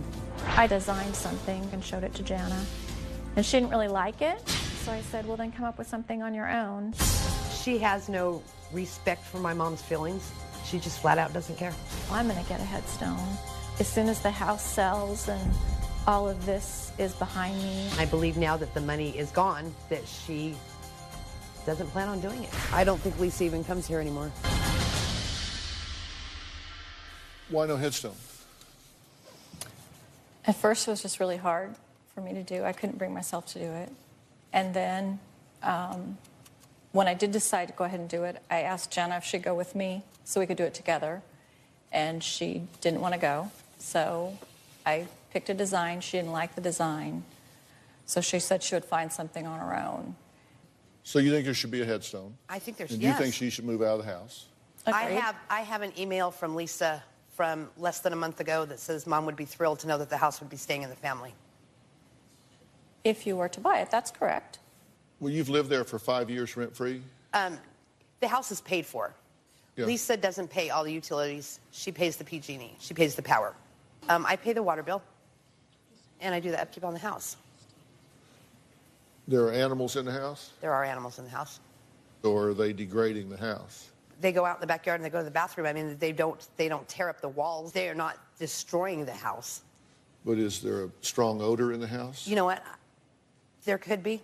Because our crew refused to shoot in the house for health reasons. I've always been a pack rat. Insane pack rat. The house, frankly, is a disaster. She does not have a lot of organizational skills. I've always been the queen of clutter. I will take a pile of stuff and just move it to a different section of the house. I wouldn't say a hoarder, but I have a hard time throwing things away. Paisley, oh, you silly girl. Her work at the animal shelter has fostered hundreds of dogs in the last 5 years, to the point that she actually tore the carpet out of our mother's bedroom because it had so much animal stuff on it. The truth is, you are the executor, and it says that there should be a 1/3, 1/3, 1/3 split unless you deem otherwise. If the house is sold at what it's assessed to be worth right now, and you were to distribute 1/3 of it to her, you would be beyond 1/3 of the estate right now with what she has received if she got 1/3 of the house. So we had gone to a lawyer last year, I think it was last year, and he had said that even though I had been in the house for as long as I had, that she would still owe me, it was like $30,000, even though I had been living there for rent, with no rent. Well, when the house is sold, you'll get that anyway, well, so you'll be all fixed. I don't plan on Which leaving. means you're plan on biting buying them out the house. nothing. I'm going to buy the house. She either buys it or moves. It's that simple. I need a break. Next, Jenna isn't the only one who says Lisa is going against her mother's wishes. We're going to find out what their mom's best friend has to say when we come back. Do you need Dr. Phil's help? Text Phil to 88500 and share your story for a chance to appear on the show. Standard message and data rates may apply. My sister had called and said, well, what do you want of Mom's? And I was like, excuse me? Mom's still alive. Don't even go there. And she said, no, we need to figure this out. What do you want? And I was like, I don't want anything. I want my mom. She's like, well, I get the bedroom furniture. It totally creeped me out. I didn't want to answer it, but she insisted that I decide what I want. She needed an answer. It was just weird. Well, Lisa and Jana agree on one thing. They say the relationship took a turn for the worse after the death of their mother 5 years ago. Joining us on the phone is Kathy, who was best friends with their mother. Kathy, what can you add to this conversation? One of the times when I took Krista to an appointment, we were talking in the car, and she said she was worried about distributing the money equally. But then she said she decided it was better to just go ahead and distribute it equally among the three kids. Well, it's good to hear a third party say what she wanted to do, and I think that's consistent with what it says. And look, there's a personality issue here, girls, but I'm going to tell you exactly what you need to do here, and you'll get this behind you. You need to put the house up for sale, and I can tell you, you're not going to be able to sell the house with her in it. That's correct.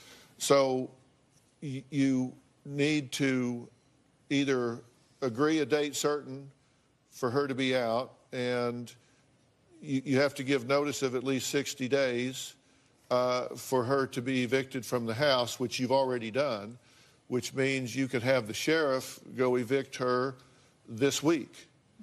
And if she wants to buy the house, then she'll either be evicted or she'll buy the house.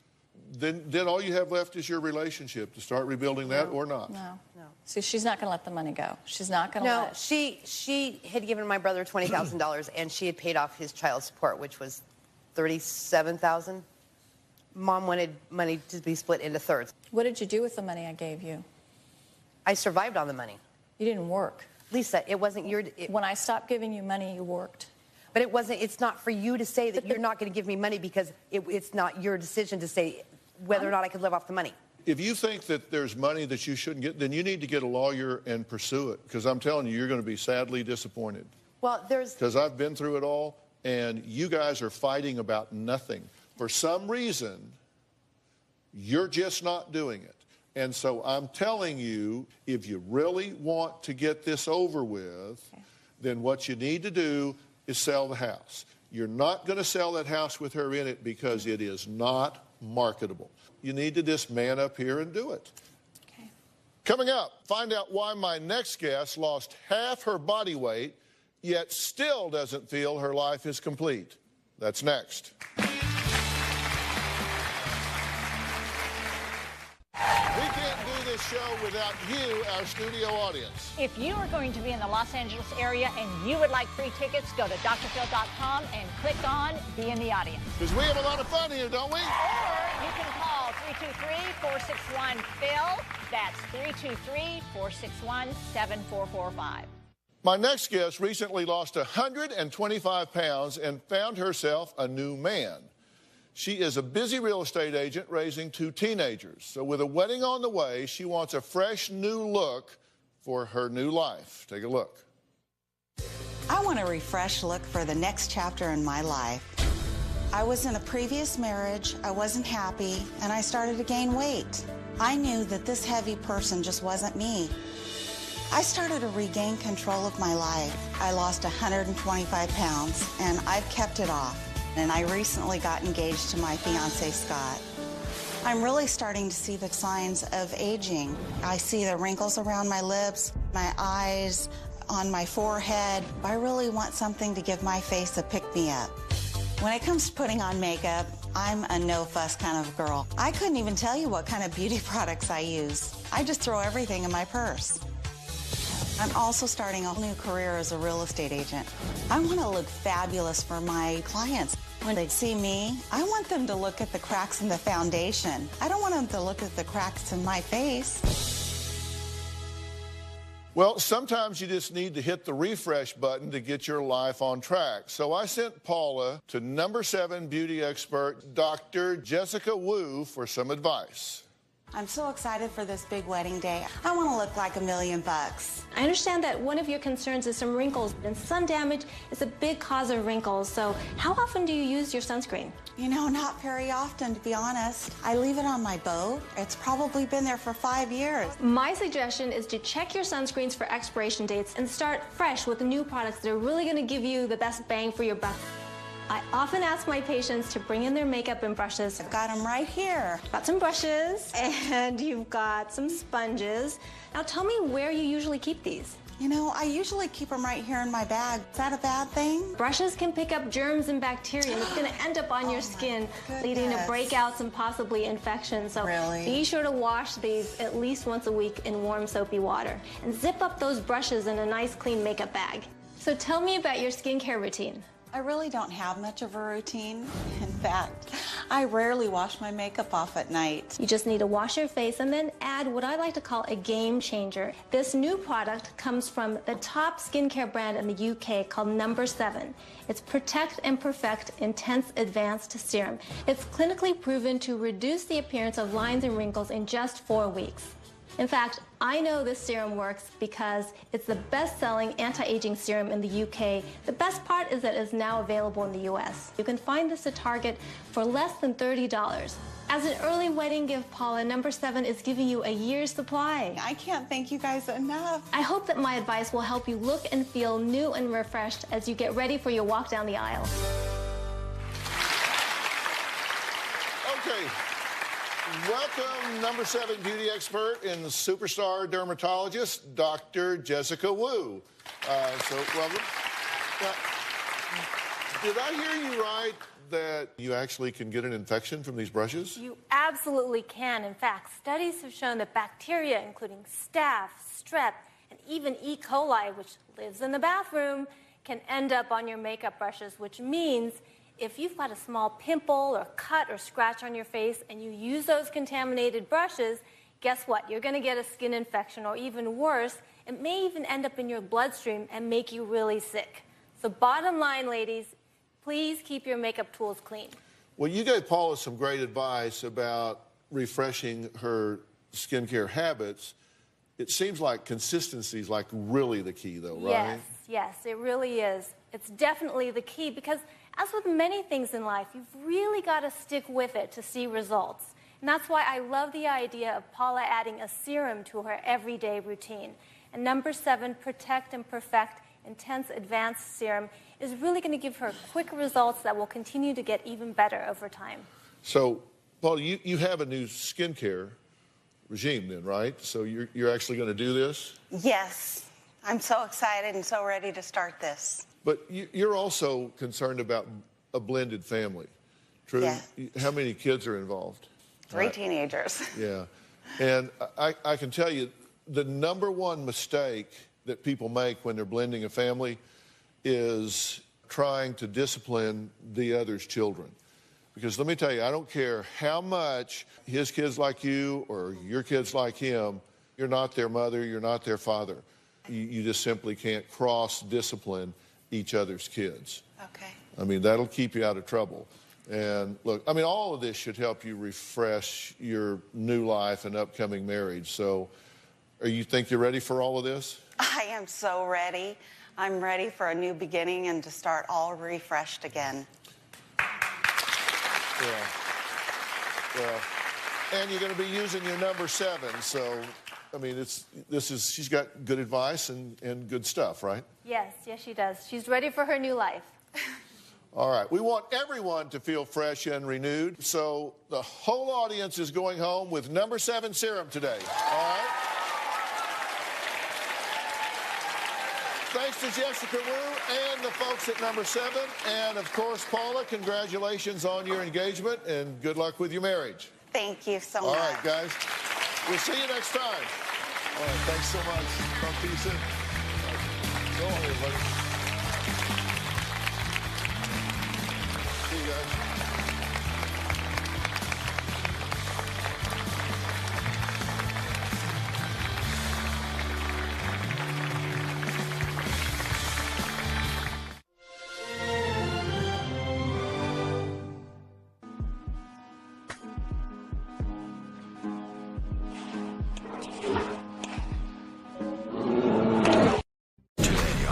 Dr. Phil. A wealthy widow claims she was conned by a football hero.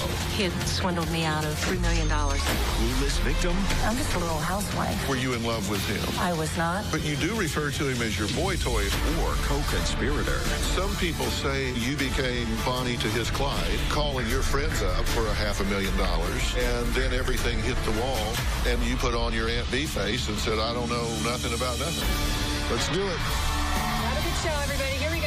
This is a safe place to talk about hard things. Stand by. We'll count you down. I try to be an emotional compass and point you in the right direction. 5, 4. I am not giving up on you.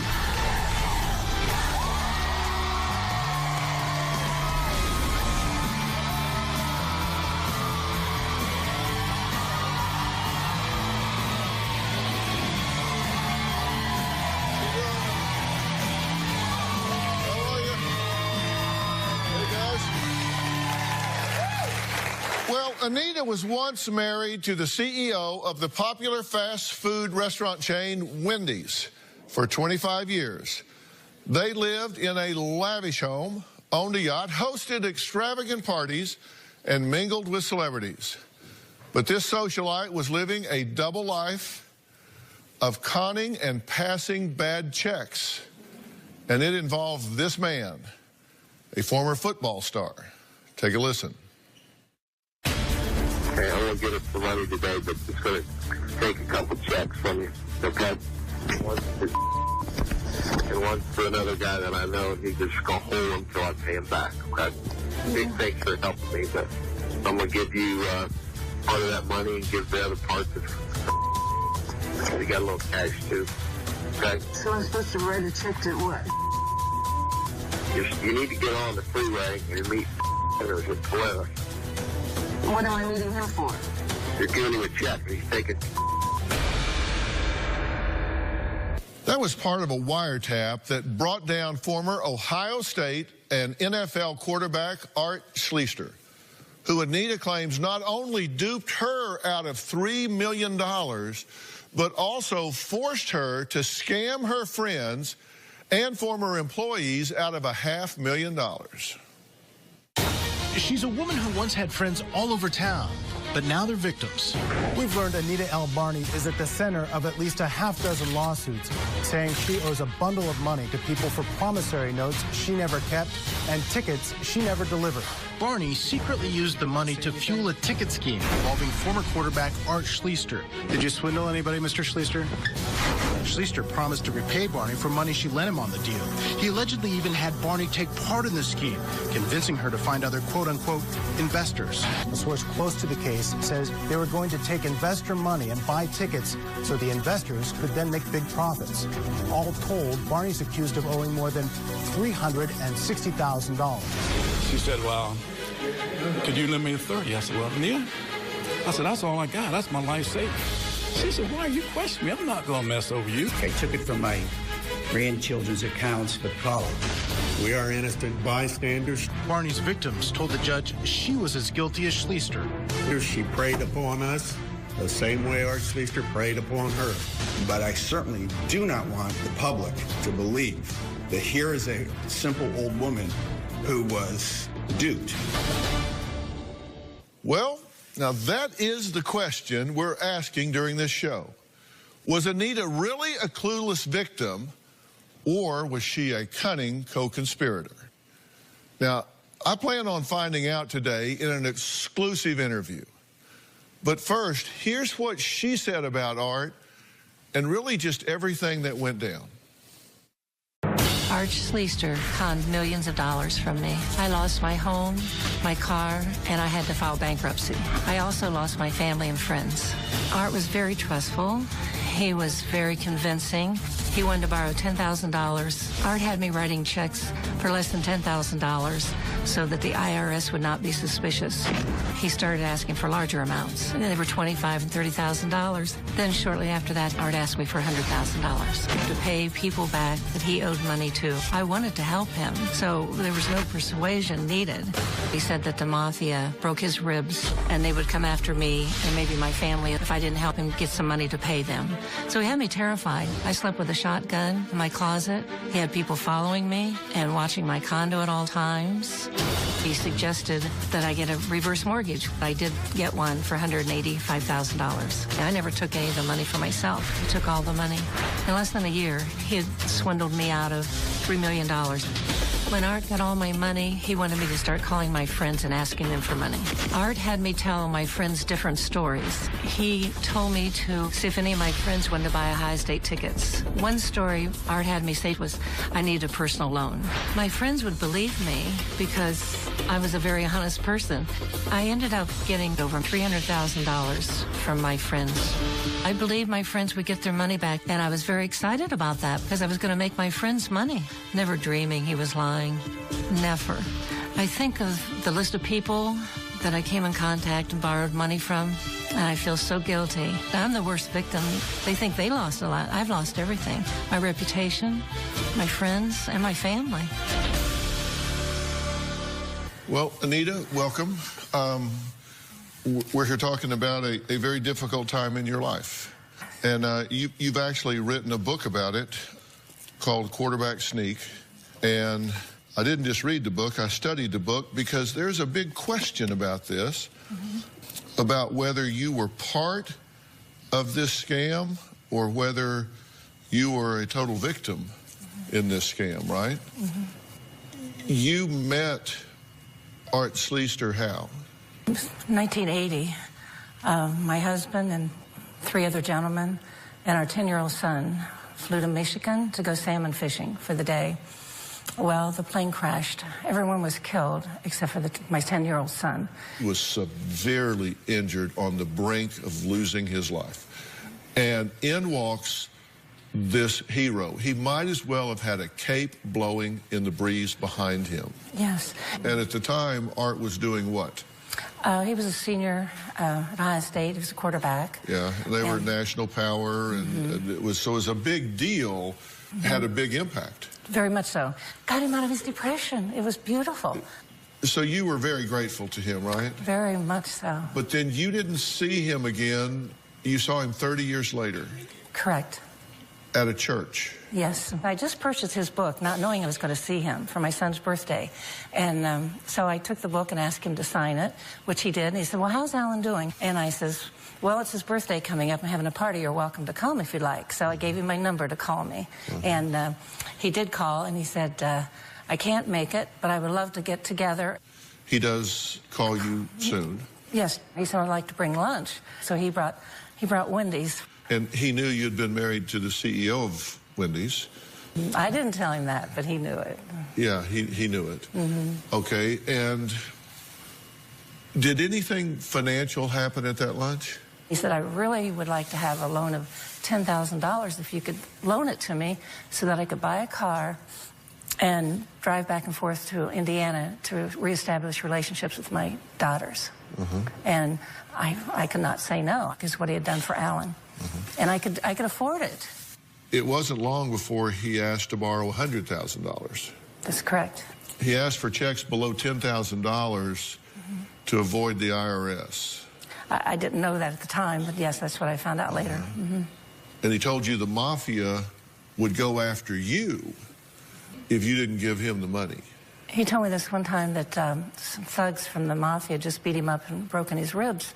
And so he really needed some money to pay them off. And if we don't get the money, they will come after you as well. And I said, but I haven't done anything. I'm not with the mafia. And he asked you to do a reverse mortgage on your home, which you did. You took out like $180,000. Yes, I did. He then, you say, pressured you to borrow money from friends. Yes. And then he told you he would have to kill you if you knew what he was investing in. I was always asking him, what are you doing with the money? And are you getting people paid off like you are telling me that you are doing? And he said, I can't tell you. If I tell you, I'll have to kill you. You never thought to consult an attorney? I didn't have one. I couldn't afford one. I didn't have an attorney. You couldn't afford one? I had nothing. I was losing everything. And then I was afraid to tell because I didn't know what he'd have somebody do to me. I'm just a little housewife. I really was afraid. Well, I've done some math, and I've done some research, and I have some things to say to Anita after the break here. You are going to be shocked.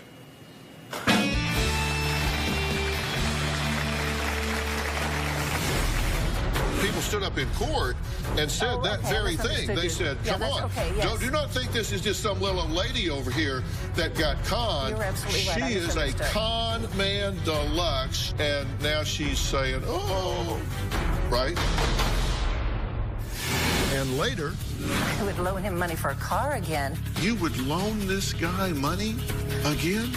I don't know how to explain myself. I'm sorry. You can't make sense out of nonsense. That's why you're struggling. Tomorrow on an all-new Dr. Phil. Did she allow her own children? Did you beat this child when you were angry? I probably beat them all. To be alone with their grandfather? She knew he was molesting us. He was so weak. I didn't think he had the strength. I could be wrong. He was good at what he did. All-new Dr. Phil. Then on Monday, an exclusive Inside the OJ series. It's factual. It's not 100% factual. There are revelations. I'm seething. It's shocking.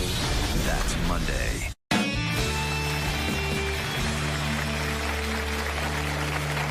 It was a story that shocked the Buckeyes and the nation. A football hero taken down by a wealthy socialite for wire fraud, bank fraud, subscribing a false tax return, theft, and engaging in a pattern of corrupt activity. Now, in an exclusive interview, she talks about how she turned the tables on a con artist whom she claims stole her fortune and really destroyed her life. And when we're talking about taking your fortune, we're talking about a lot of money here. These are checks that were given to him by you. November 09 is kind of when this started, $33,000. December, right away, second month, jumps up to $194,580 in the second month of giving him money. January, $90,500. February 2010, $102,104. Wire transfer, $30,500. March 2010, $106,100. April 2010, $255,000. May, $166,400. June, $46,000. August, $55,000. September, $119,000. October, $368,000. November, $108,000. December, $60,000. Then on unknown dates, $173,600 for a total of $1,907,784. That's horrible. It's horrible. That is a lot of money. And you say, I didn't have the money for an attorney? Because I believed. Is it that you didn't have the money or you didn't think you needed one? There's a big difference. Okay, you're correct on that. I didn't think I needed one because I supposedly was getting, his attorney was calling me and saying, all this money is coming in, he's from his book, and all this money is going to be paying you back. He comes to your house and within 8 weeks is doing a cashotomy on you of like $300,000 in the first 6 weeks. You've got to tell me, at the time, what was your motivation to do this? I was willing to help him. My husband and I helped a lot of people over the years. If you're philanthropic about this, then why hide it? Why not tell people? You said, I didn't want anyone to know. Because he said, if you tell anyone, I will be gone, you will not get your money back, and I will spend it, or you'll never find me ever again. And it's coming in. Just be patient. I got $600,000 coming Monday. Meet me. And I go get it, and it wouldn't be there. And then it'll be another time. So. Okay, but at that point, don't you go, Well, I did. And then I'd ask the money. He'd get so angry, and he'd cuss and carry on. And I did not know where to turn because I was so ashamed and embarrassed. Doesn't it occur to you to say, hit the bricks, bitch?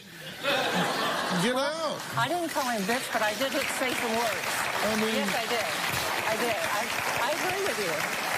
And you say you didn't want anybody to know that you were involved with him, but on page 162 of your book, you say, of course there was a bit of excitement when he showed up unexpectedly at my regular Wednesday night haunt to meet my friends. Wasn't excitement on my part. He was excitement for the people that were there. Oh, here comes Art Schleister. Were you in love with him? I was not. But you do refer to him as your boy toy at one point. Well, when I went to, people were always in Florida, always trying to fix me up with people. And I laughed, said, oh, I don't need a boyfriend. I got a, what is it, boy toy, whatever you call it. That's what I call it. It's what you call it. All right, well, whatever. Sorry, I apologize. You said at one point he did get a little frisky. Yes. And so I thought, well, I'll indulge him. But then when he couldn't perform, I came to my senses. Yes. Well, you sigh, you wrote it, I didn't write it. I did write it. I I did. I was just going, rolling my eyes because I did it. You're telling me that you weren't distracted by having this young quarterback hero pursuing you in some way? Well, I was single. He was single. And just something happened that night, but really did not happen. We did not have a sexual affair at all. It's embarrassing now that people have to know what I did. I feel so guilty. The alternative theory that some people have advanced is that you became Bonnie to his Clyde, and you were calling your friends up and setting them up and knocking them down for $500,000.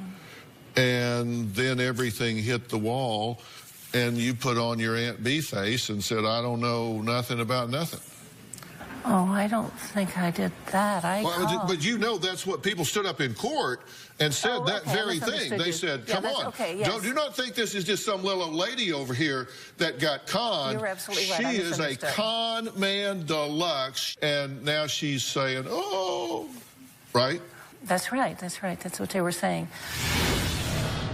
He knocked you down for $1.9 million, and you're saying you needed a car. I would have some controls, but let's get him some wheels. And later, I worked for her, and I was just thrilled to be able to help her. You haven't paid her back. No. The court ordered you to pay restitution, but you said I shouldn't have to pay anybody back. This February, the woman accused of pushing her husband to his death. I'm a horrible person who could do that. the stakes are higher. Your daughter's saying there was a struggle. He stumbled and fell backwards. Did you push him out that window? No, I did not. Yes, you did. Emotions run deeper. You're very critical of the woman that has adopted your baby. She looks like a stripper. Olivia's been stalking me. Bring the restraining order. I'll show you where you blatantly lied in it. Bring it. You're in her face saying, you lie, you lie, you lie. She's a saint. We're the bad people. Is that what you're telling me? Tempers get hotter. Our neighbors make our life a living hell. They set a mortar shell under the swing set and tried to blow it up.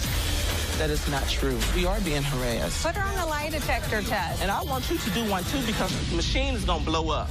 And we're just getting started. I had a traumatized 3-year-old girl saying, my daddy hurt me. Where is he going to hurt you at? A child does not say those things unless she was coached. You cannot coach a 3-year-old. Ask anyone. That is coaching. I came here to help my daughter, and you turned this into a giant circus. I'm done.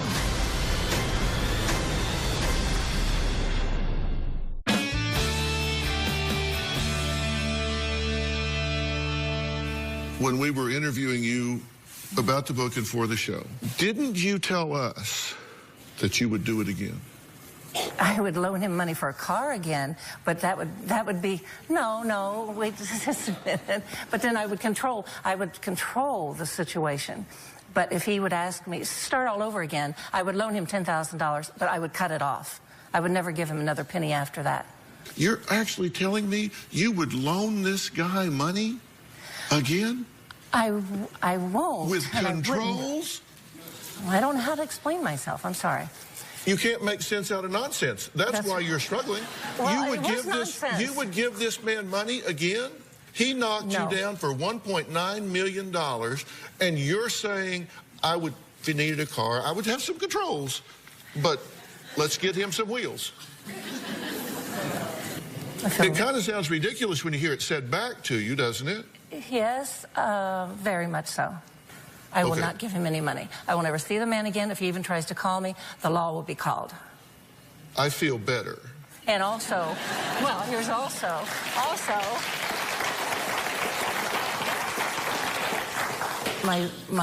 I plan to be there saying, do not let this man out. And they asked him how many people he had conned. You an honest woman? Yes, I am. You didn't con those people? No, I lied. He had me lying to them. He wrote scripts to me, scripts for me to say to these people. And he said, if you don't, it was always, I wanted my money back. And he said, if you don't get money for me to pay these people back, that's what he was always saying. I'm going to be gone. I'm going to be gone. Okay, so you were willing to throw your friends under the bus to get your money back? Because I was desperate I didn't want him running. I didn't want him to leave. No, finish your sentence. I was desperate. Yes, I wanted to get my money back, too. To get my money back. And I said so that. you're willing to lie to your friends to get your money back? Yes. Well, let's listen to one of the conversations. Just hear this. We'll talk about it. Hear this. So all you got to do is say, I'm going to put $9,500 in your account Monday morning. Say I ordered money, I'm going to put money in your account Monday morning. I just cannot do it today because I'm not in town. So the money will be available in there Monday morning. I'll go to the bank, give me your account number, and I will, don't tell her I'm going to do it. Okay. Tell her you're going to do it. Okay. And I'll go deal with her on Sunday if I need to. I'm doing All right? it. And you'll call her Monday afternoon. You need her account number. Call her Monday afternoon, make sure she got it, and then make arrangements for the next step. That's all you got to say. Okay. All right. That was him telling you what lies to tell them. Yes. And he had written scripts out for me to say to them as well. And you said, okay, I'll do anything. Well, I was working with undercover then, and they're trying to get me to to lead him on to try to get information about where's the money, what he's doing. So I was lying to him. I was lying to everybody. That was believable to him because that was typical of your conversations. Yes, he'd ask me on occasion if I was wired, and I said, why would I be wired? And are you doing something wrong that I should be wiring you? Okay, a guy's taking money from you, hand over fist, and asking you if you're wired, and nothing clicks. It says, you know what? I need to go talk to somebody. But it was clicking. I knew it was starting to set in, yes, and that's why I eventually said the only way to stop this is to call the authorities, and I did. If you're writing this book because you're wanting people to know what really happened, right? I'm trying to, yes. And tell me what was behind the decision of, like, showing this big, massive house that you lived in and the yacht, and you went through and you talked about being in the Ed Sullivan Theater when the Beatles performed, and in the picture here with Eddie Fisher and Vice President Bush and Regis Philbin, and flying around on private jets with Henry Mancini and all of these people, and that doesn't sound like just a little old housewife. Over the years, people have wanted me to write a book about the life that I led. Mm-hmm. And this is before I ever met Bob, even. And I never would do that because I felt that it was bragging, and I didn't want to do that. And then I didn't even want to write this book to begin with. But the authorities thought I should, and they thought I should start the beginning of my life to see what kind of life I had and how a con artist can take everything from you. The authorities wanted you to write this book? Mm-hmm. Anita says her daughter resents her for getting involved with Art after she was warned to stay away and not give him any money. So we're going to meet her daughter and find out what she has to say about that when we come back.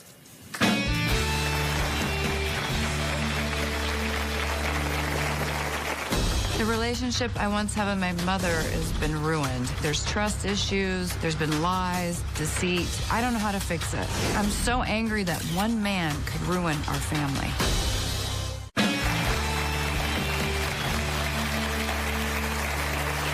Was Anita conned by a football Casanova, or is she a scamming seductress herself, as some people testified in court?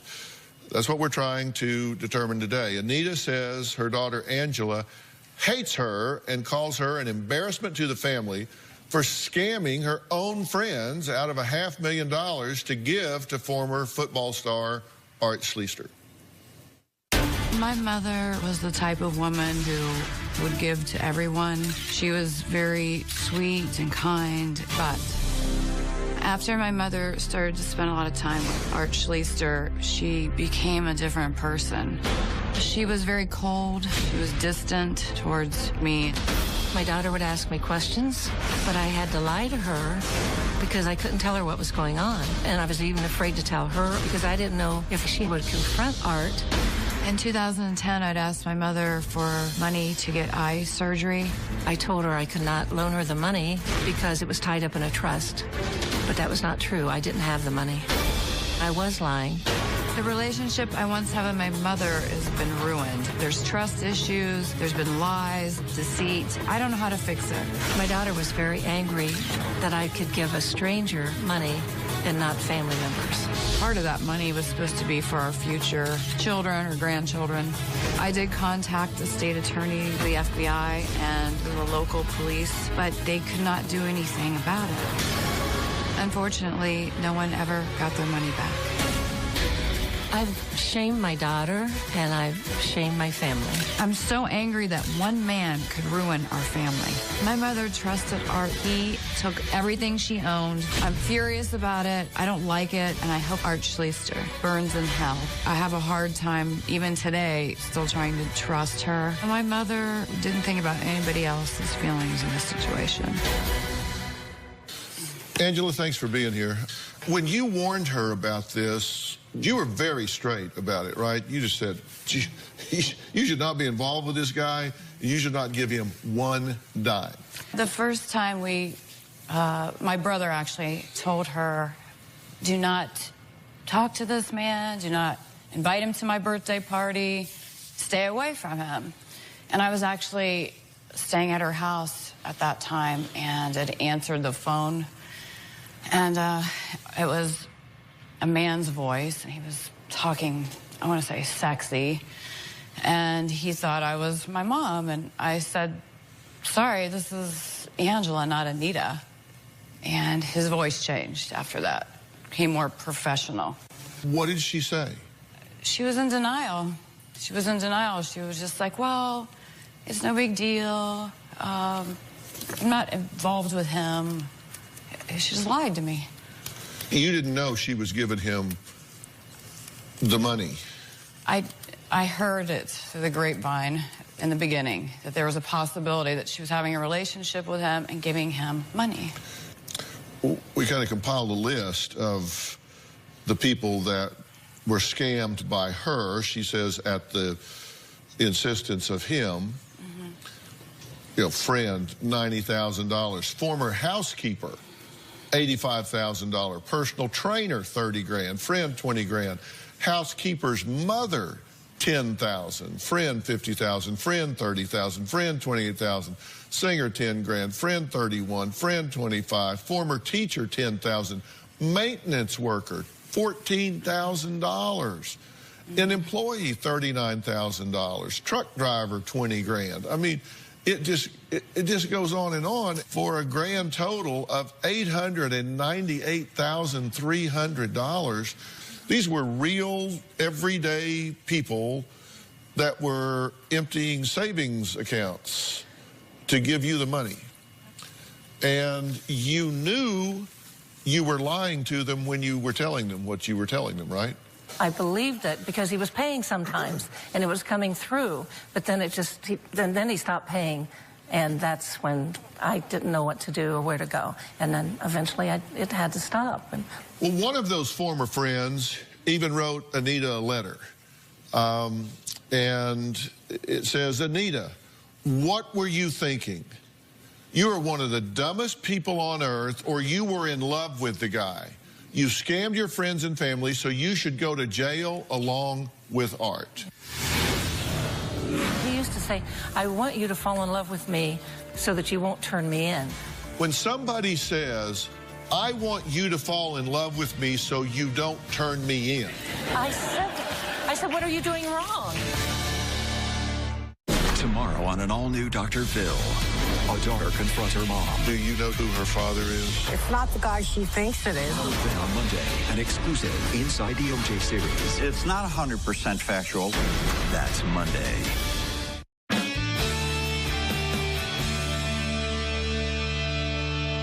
A lot of people here, particularly those that felt the sting of losing this money, they're asking the same question I'm asking, which is motive. And saying you're either in love with him, or so they're trying to say, why? Why? You had your son, you had your daughter, you had... she had everything. Bells going off in your head. I didn't love him. He used to say, I want you to fall in love with me so that you won't turn me in. And I said, well, what are you doing wrong? You're going to pay everybody back. I don't understand. I didn't understand why I wasn't in love with him. And that's not why I did it, truly. I thought he would pay back. But take me through this moment. When somebody says, I want you to fall in love with me so you don't turn me in. I said, what are you doing wrong? I said, what are you doing wrong?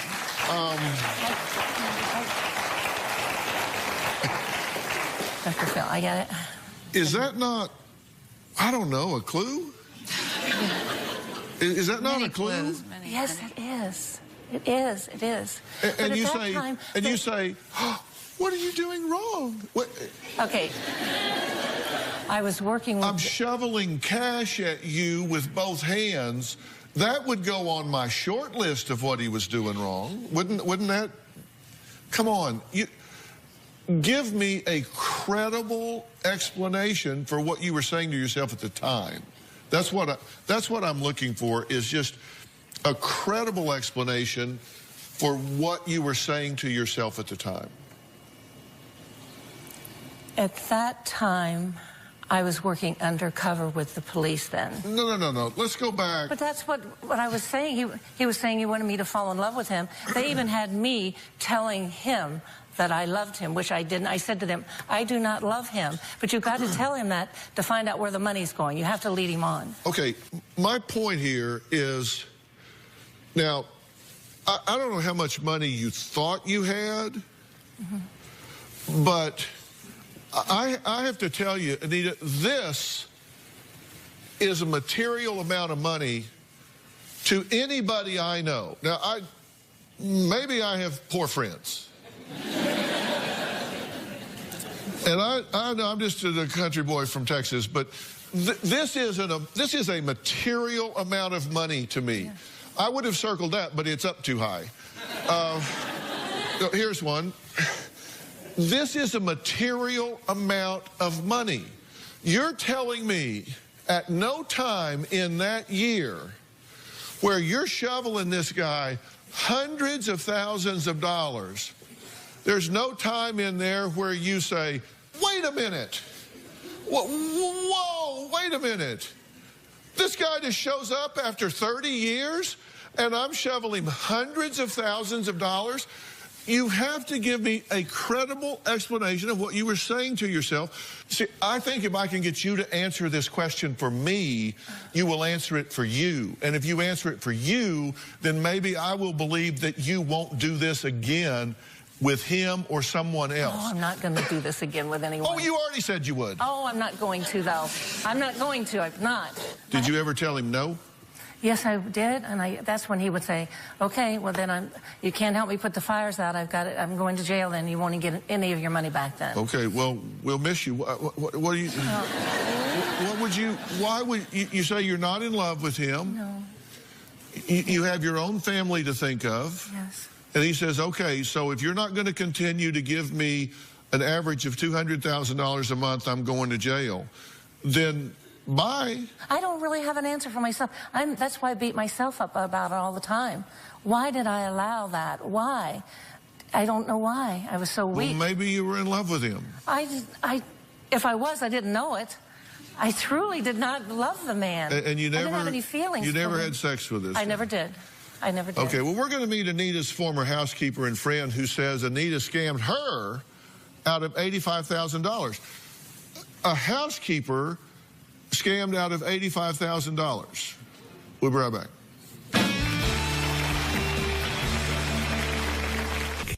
If you are going to be in the Los Angeles area and you would like free tickets, go to drphil.com and click on Be in the Audience.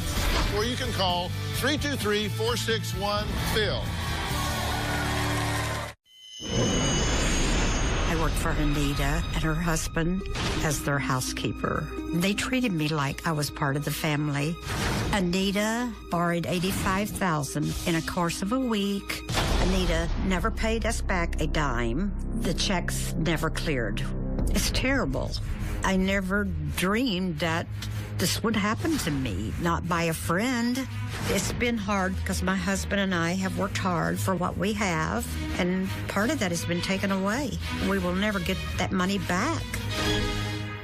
Well, Anita's housekeeper of 12 and a half years, Sue, says she took out a home equity loan and handed over the cash. Sue, thank you for joining us. What were you giving her the money for? What was the explanation to you? She said she had a chance to buy Super Bowl tickets for her family, and she could not get to her investment. Asked me if I could loan her the $5,000. And I was just thrilled to be able to help her. And I knew she had money. I knew her husband had passed away and had left her a large amount of money. So I knew she had it somewhere. Were you buying Super Bowl tickets? No, I was not. Okay, so that was a lie. That was one of the scripts he wrote for me. Okay. He told you to say that? Yes. And then how'd the $85,000 come up? It all happened like within a week. She wanted more. I can buy more tickets and I can make you some money, but you can only get a certain amount from the bank each time. And I think the most they would give us in one day would be like $10,000. Are you getting cash? Yes. We'd go to the bank, get cash. She had to have cash. Okay. We went to the bank, we'd get $10,000 maybe out, give it to her. And she said, oh, and we'd go to another bank and we get more money out there. We did it. Well, no explanation. You trusted her. I trusted her, exactly. So how much of that $85,000 do you still owe? I think the loan is down to $77,000. You haven't paid her back, right? No. Why not? You don't have it? No, I do not. And the court ordered you to pay restitution, but you challenged that in court and said I shouldn't be made to pay restitution because I've taken bankruptcy, so that should be discharged. I shouldn't have to pay anybody back. I don't know that. I mean, I'm sorry. I'm very naive. I didn't. Is that what the attorney said? Because this woman down here deserves to have her money back. She does. She does. That's why I'm doing this. That's why I'm doing this. I'm putting my heart and my soul and everything out here. I'm doing this. The court ordered the defendant to complete 100 hours of community service, pay a fine of $5,000 plus court costs, and pay restitution of $426,800 to 19 listed victims. Defendant challenged the authority of court to order restitution because the money stolen have been listed as debts and discharged in the United States Bankruptcy Court. All of the debts involving the victims were discharged. Defendant argues the court cannot order restitution because the debt no longer exists. I thought they ordered her to pay back. No, she thinks she does. I do. The court kicked that motion to the curb and said, you got to pay them back. That's right. They discharged your motion. They said, no, you're going to pay them back. And that's fine with me. Okay. That's fine with me. That's fine. I want that. Yeah. That's why I'm doing this. I have so much guilt because I allowed somebody to control me like that, and I didn't have the strength to stand up, but I'm standing up now to get those people paid back no matter what. You're going to pay these people back? Absolutely. Absolutely. You're going to pay Sue back? Oh, I can't wait. I dream of the day I can walk over to them and say, here's the check, and pay everybody out. That's when my guilt will be gone. Yeah. And that's why I'm fighting every day now. We're going to find out what Sue told us backstage about Anita's relationship with Art when we come back. Closed captioning provided by... No junk food, please. Go for the Trumu! It's delicious! And nutritious, with no artificial growth hormones. Trumu, a truly good thing. Want to get something off your chest? Sign up for the drphil.com community and weigh in on your favorite episodes and share your personal stories with other community members. Plus, get started on your own blog to share your thoughts on the topics that interest you most. I'll be reading those message boards. Log on to drphil.com today. Well, I'm back with Anita, Angela, and Sue, and the book is Quarterback Sneak, and it's written by Anita, and it is an interesting read. It is well done. I've read it cover to cover, and it is an interesting read, and it was well written, and Your commitment is that the proceeds of this book go to pay back the victims of these yes, crimes. Yes, absolutely. Yes. I'm glad to hear. I'm glad to hear you say that, Sue. I've been trying to get to the motive here. Why would somebody do this? I don't know. Do you think she was in love with him? She says to me, "Oh, guess who I'm seeing?" I don't know. She says, "I'm seeing Art Schleicher, but don't tell I don't want my family to know." She was proud of that. Guess who I'm seeing? It's like, you know. So she was bragging about it. Yeah, yeah. I was. I met Art Schleicher, is how I felt at the time. But I'd never had a relationship with him, and I never had an affair with him. Yeah, you may not have had an affair, but you got screwed.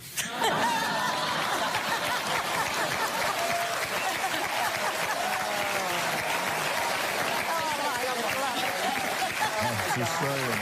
I set you up on that one. Oh, my God. I do recommend people read it, and for two reasons. I think it's an interesting read, and I do trust that you will give the money back to the people. So there's two reasons to buy that book. Yeah, I hope you do. Yes. I'm hoping that someone will make it into a movie. That way, definitely will. Everybody's saying it would be a good movie, and I am taking no money from this for any income coming in. Yeah. And so I'm working very hard at this. Well, let's see if we can get these victims whole first. That's what's going to be first. No, that's first. I hope that happens, and I wish you well with that.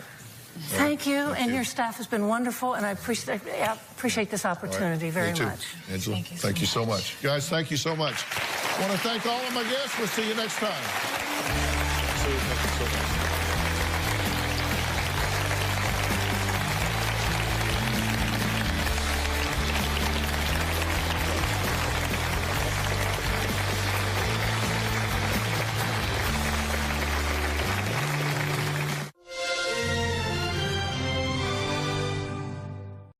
The following program contains sexual content. Viewer discretion advised. Today on an all-new Dr. Phil, how could this mother... Did you beat this child when you were angry? I probably beat them all on occasion. Allow her own children... Did you get upset and burn their Christmas presents? Yes, I did. ...to be alone with their grandfather. She knew he was molesting us. She said she loved her dad so much she was willing to give him whatever he wanted. He was so weak. I didn't think he had the strength. I could be wrong. He was good at what he did. Let's do it. Have a good show, everybody. Here we go. This is a safe place to talk about hard things. Stand by. We'll count you down. I try to be an emotional compass and point you in the right direction. 5, 4. I am not giving up on you.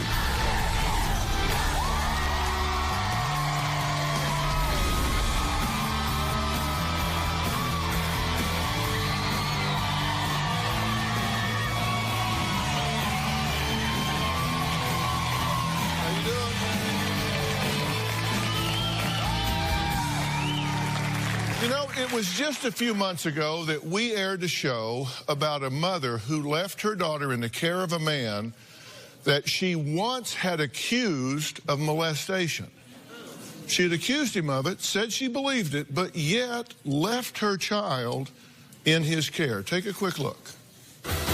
She reports to you that her father is molesting her, and you continue to deliver her into his hands for 4 months. I didn't want to believe he would do such a thing to his daughter. You are the first mother in 45 years that has ever said, my daughter is being molested by a man, and I'm going to deliver her into his hands for 4 more months, knowing what he is doing to her. My first guest today, Angel, says she watched this show from her couch at home. And when she heard me tell the guests those words, she thought, well, you never met my mother. By the way, the father in that show, Dan, took a polygraph test to show that he did not molest his daughter. The results were non-deceptive. He passed that polygraph. But as for Angel, she still claims her mother, Catherine, is evil. Why? She says Catherine left her in the care of a man who allegedly molested Catherine during her own childhood. So who is this man? Angel's grandfather. Because of my mother, I have scars from the past that I am still trying to overcome. I spent my childhood in fear. When I was around the age of 4, my mother allowed our grandfather to molest me. At the time, my grandfather was dying of cancer. He was bedridden, and my mother allowed him to move in with us. Whenever my mother would leave the house, our grandfather would make us drop our panties and then touch us inappropriately. I believe my mother put us in harm's way, knowing that my grandfather was going to do those things to us because he molested her as well. When I was 18, I confronted my mom about my grandfather molesting me, and she told me that she loved our grandfather so much she was willing to give him whatever he wanted. My mother is evil for not preventing it. She never stepped in to protect us. Because most of my siblings want me to just let this all go, I've had to block them off from my phone, and I had to walk away. Now I only talk to one sibling, which is Kelly. I have a very hard time being around my mom because of the past. My mother has never apologized to me. I believe my mom does hate me. Okay, Angel, I'm very sorry that this is the topic we're talking about. I'm sorry that you've had to deal with this and are having to deal with it. What you're saying here is that your mother was molested by her father, your grandfather. Mm-hmm. So you're saying, so therefore she knew what his tendencies were, what his perversion was. Yes. Okay. You said you had 6 sisters and 1 brother. Mm-hmm. So, well, 5 sisters. I'm the 6th. Okay, so there were 6 girls, 6 1 girls, boy. 1 boy. All right. So you said that she knowingly offered you up to this man. Mm-hmm. Yes. That she would have you lined up. Our grandfather had us lined up. She would just leave the house knowing what he was going to do, and he would have us line up. And she knew this? She knew he was going to molest us. And when you say lined up, what do you mean? Well, he was bedridden, so we either had to line up alongside the bed or alongside the couch. And how old are we talking about here? I can only remember between the ages of 2 and 7. I don't know. I know. That's all I can remember. I don't know how long it went on for. I just remember lining up, and I don't remember the exact age. He would put his hands on you inappropriately. Oh, yeah. Pull your panties down, touch you. Oh, yeah. Okay. And she knew this? Well, she knew he was molesting us. And how do you know she knew? Yeah, well, the same thing happened with her. And then again, when I was 18, I confronted her on it. What did you say to her at 18? What were the words you said to her? First, I asked her if it really happened, because I blocked it out for so many years, and she said, yes, it did happen. And I asked her why, and she said because she loved her dad so much, she was willing to give him whatever he wanted. So she didn't deny it? No. She said, yes, I did that. I was willing to let him do this to my children. Yeah. I know, a lot of people find that hard to believe. And what did you say in response to that? I was just relieved that she answered honestly. This is not the only resentment, baggage, issues that you harbor with your mother. Correct. I mean, that's enough, but that's the easy one. Right, there are others. Uh-huh. I actually made a list of the major things that you talked about. Number 1 was that she allowed your grandfather to molest you over a 5-year period between 2 and 7. Yeah, I don't know how long the period was for, but yes. In that time somewhere frame. Between 2 and 7 years of age. That there were regular beatings. Oh, yes. That she left you and your siblings alone for 2 weeks with no adult supervision. Correct. She burned... Oh, our Christmas presents. Your Christmas presents. Uh-huh. Well, tell me about this. I guess we weren't grateful enough or something, and she snapped and took all of our gifts and out to the garbage dump and burned them all.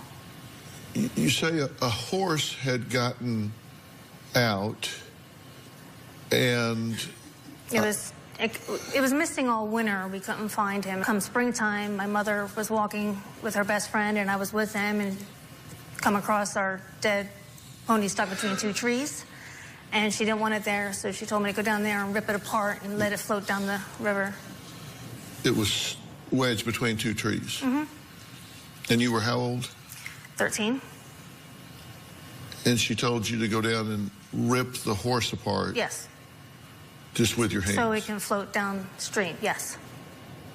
You say there were no new clothes. She would buy the other children clothes, but not you. Well, there was a weekend where she went to Philadelphia to be with her best friend, and she took my other sibling with her, and she had me stay home and watch everyone else. It was fine, I did it anyway. So when she comes back home after being gone for 3 days, she calls me from downstairs, and she had these 3 30-gallon bags full of brand new clothes. And I'm thinking, oh, great, you know, she got me some clothes. And she made me sit there while she handed out every article, piece of clothing to all my siblings. And then when she got done, she looked at me and said, none for you. Why? I don't know. That's why I'm here. Well, you have no theory as to why she would single you out. I don't know that. Honestly, I was very confrontational. I wouldn't let her beat the kids. Oh, and plus, my dad did name me after his girlfriend. Angel's mother, Catherine, has been listening backstage. Now, while she admits her father molested her during her childhood, she never thought that he had molested her own children. We're going to talk to her and see what she has to say about that when we come back.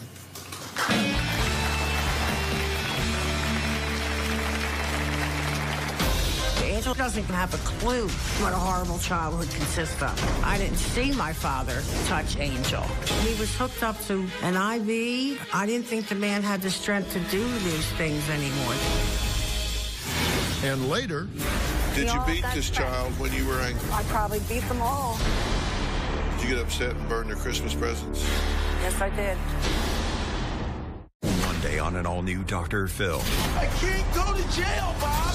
Inside the OJ series. It is brilliant, informative. It sends a message that murder is entertainment. This is not drama. There are 2 people who were brutally taken from us. The controversy. It's factual. It's not 100% factual. Travolta, Schwimmer, Cuba Gooding. Shame on you guys. You should have called the family. A Dr. Phil exclusive. There are revelations. Who the hell signs a suicide note with a happy face? It's a shocking document. With the families. I'm like seething. I mean, it's disgusting. And Dr. Phil, when I saw that, that is just the epitome of disrespect. And the people who were there. You've seen the first episode of this miniseries. There are some mistakes, and I thght to myself, how many more will there be in the other 9 episodes? This was our life. This was a major event in history. Yes, that only happened because my brother was stabbed to death and Nicole was nearly decapitated. Have you had any contact with OJ? Oh, yeah. Have you forgiven him? That's Monday. My mother is abusive, damaged, and hateful. She beat me and my siblings regularly.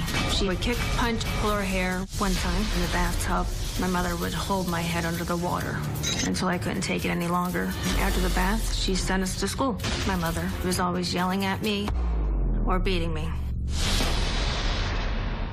Well, Angel says her mother, Catherine, is abusive, hateful, and allowed her to be molested between the ages of 2 and 7 by Catherine's father. But Catherine says she allowed her dying father to live with them for only a few days, not years, as Angel alleges. Catherine also claims her daughter Angel exaggerates about alleged abuse experienced during her childhood. Angel thinks she had such a horrible childhood. Angel doesn't have a clue what a horrible childhood consists of. Angel and I were not close when she was growing up. Angel was a bad kid. I think I did pretty good with what I had to work with. Angel had a wonderful childhood as far as I'm concerned compared to what I've known. My father molested me, broke my heart. When Angel was 3 years old, my father was bedridden and dying of cancer. I never thought there would be a problem. So I brought him home. One time I went to borrow sugar next door. When I returned, I saw my father pull his hand out from underneath one of my child's underwear. I didn't see my father touch Angel. He was hooked up to an IV. I didn't think the man had the strength to do these things anymore. I don't know why she would even let him around us. I'm not even sure if Angel was molested by my father because she was only 4 years old. For a long time now, Angel's tried to make me her whipping post. Angel exaggerates her childhood to the point where it's extreme. Angel seems to think that I should be held accountable for the bad decisions that she's made in her life. Angel and I have been going at it for years. I'm tired of this battle. She needs to stop.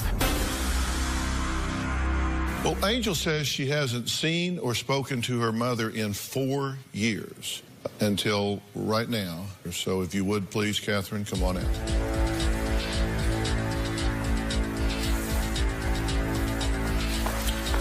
Catherine, Dr. Phil, appreciate your step before you run.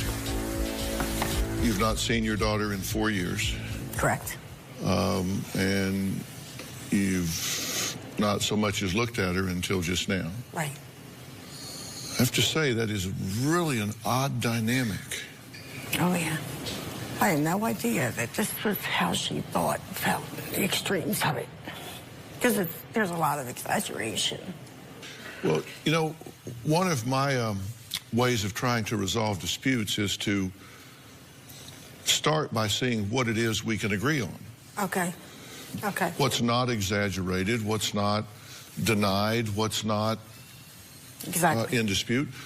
First off, she says that you allowed your father, her grandfather, to molest her at some point. She's not saying it went on for 5 years. She's saying sometime between the ages of 2 and 7 that you allowed her to be molested by... No, it's not true. I didn't allow that. I never...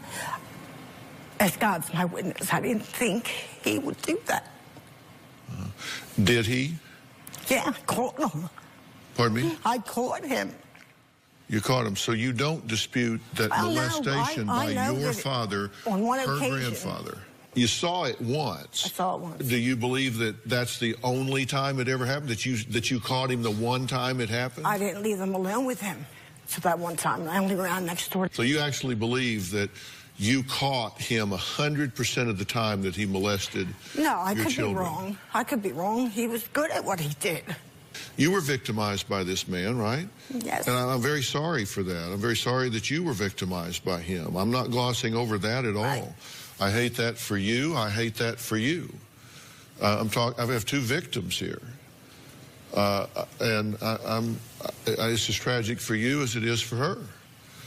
But I mean, let's be honest here. You didn't think he was capable of doing it, so therefore you weren't vigilant. Because you didn't think he was capable. Yeah, so yeah, I was wrong with that. He was so weak. He had a colostomy bag. He had a urine bag. He was all wired up. He didn't think he had the strength.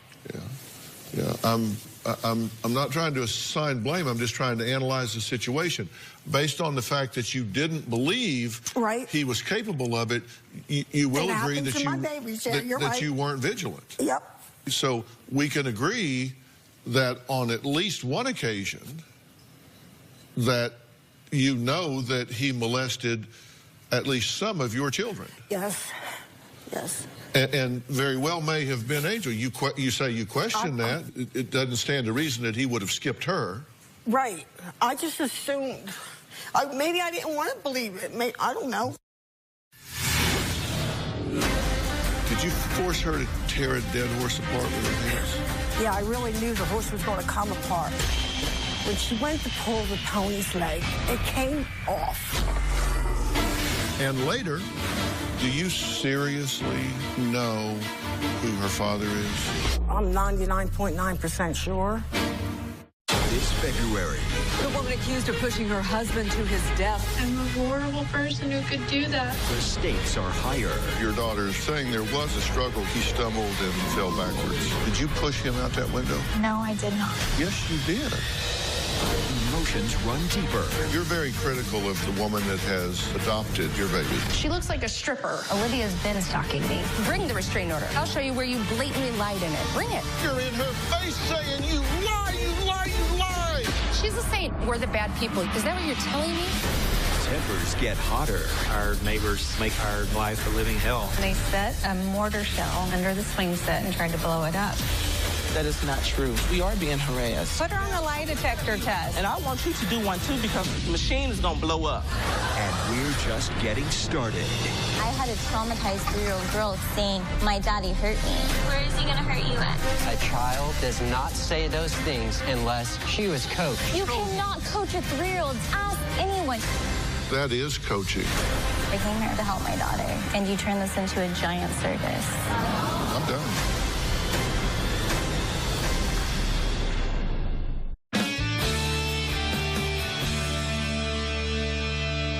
Here's the thing. I can't change what happened. Neither can I. But what I can do is try to heal where we are now. What can we agree on? Regular beatings. No. I was more of a screamer, and I'll be honest, I was a coffee mug thrower. I wasn't like Angel says. There's lots of times you'd have to hide the kids in the pantry, and then one of us would have to step out. And usually it was me, because everyone else was too chicken. It's true. And then Angel was always the brave one. No, I didn't give her a beating all the time. Did you take it out on her? Look, you can't change what you don't acknowledge, and there is nothing worse to someone that has been victimized in this way than for those that were involved to invalidate them by saying, I will not even acknowledge what happened to you. That's a whole new transgression. That's a whole new abuse to do that. If you're saying I did not hit you, I did not kick you, I did not slap you, I did not pull your hair, that just never happened, then I mean that's just like abusing her all again today. I don't want you to say you did it if you didn't, but if you did, I mean, what the hell? This is a time to just get it all out on the table. I think my verbal abuse was worse than my physical abuse. I'm not asking you to grade them. I'm just asking you to inventory. Okay. And Mom, I'm not here to nail you to the wall or cross. I just want healing. For all of us. I just want it all out. And so do I, baby. And I just want to be done. Did you beat this child when you were angry? I probably beat them all on occasions. Okay. When the way I was raised, we were beat. Society raised me. I was beat. That's all I knew. I taught what I knew. Well, thank you for that candor. I thank you for that candor. So there were times in anger and tantrum where you snapped and you did beat the children, including Angel. You said she's the one that stepped out, so she caught the brunt of it, probably more often than the others. Yeah, probably. So there were times you did beat her. Probably, yeah. Well, not you either did or you didn't. There were more times. Yeah. I didn't say more or less. You either beat her or you didn't. Yes. Okay. Did you leave the siblings alone for 2 weeks without adult supervision? No. She was supposed to babysit us, and I was gone for a week. All right, it was a week then. But she didn't babysit us. She left. I wasn't aware of that, Angel, until I got home. I left them with a babysitter. Who bailed on you? Who bailed on me, yeah. But they were left unsupervised? Yes, they were. Okay. Not by me, by the babysitter. Did you get upset and burn their Christmas presents? Yes, I did. That was in the summertime. Yes, I did. Did you force her to tear a dead horse apart with her hands? Yeah, I really knew the horse was going to come apart. No, we went down, the horse was missing. It was a pony. It was a very old pony, Flicka. We were looking all over for the pony. We went down to the creek, and the pony was wedged between, they weren't trees, but they were pieces, large pieces of branch that had fallen down. And it was blocking, that's how I found out, it was blocking the flow of water. That's right. And the neighbors, the farmer down below wanted to know why the runoff wasn't coming. And we found Flicka in the creek, and I had asked a couple of the girls to try to de-wedge the pony, you know what I mean? Let's get and I didn't know it, for God's sake. If I'd have known that, I would have. When she went to pull the pony's leg, it came off. Okay? Who's going to think that's going to happen? You weren't there. I was there. As it turned out, she did pull the horse apart. She pulled the horse loose, and then it went down. Piece by piece off. The leg came off. I really did. The leg came off. Okay. No. Because when we talked to you earlier, you said you had Animal Services come do that, but in fact, it was her. No, Animal Services came when they used to have to come, and we lived on a farmette out there, and I know, but that's what you told us when we asked you about it the first time. I don't recall that. Well, I do. Did you buy all the kids new clothes, but not her? Yeah, I did that one summer. Okay.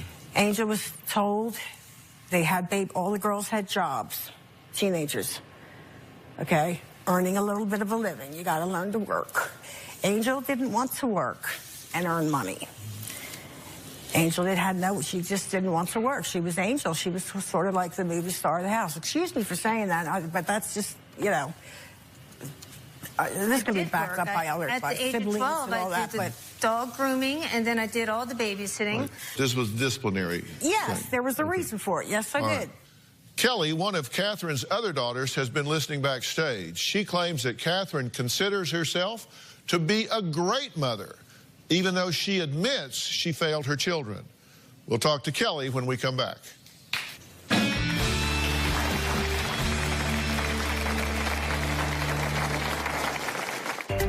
My mom has always been abusive, but I don't think that an apology from my mom is going to be enough for Angel. My mom disregards the bad things that she did to us as kids. And later, who's Kelly's father? It's not the guy she thinks it is. I can 100% tell you that.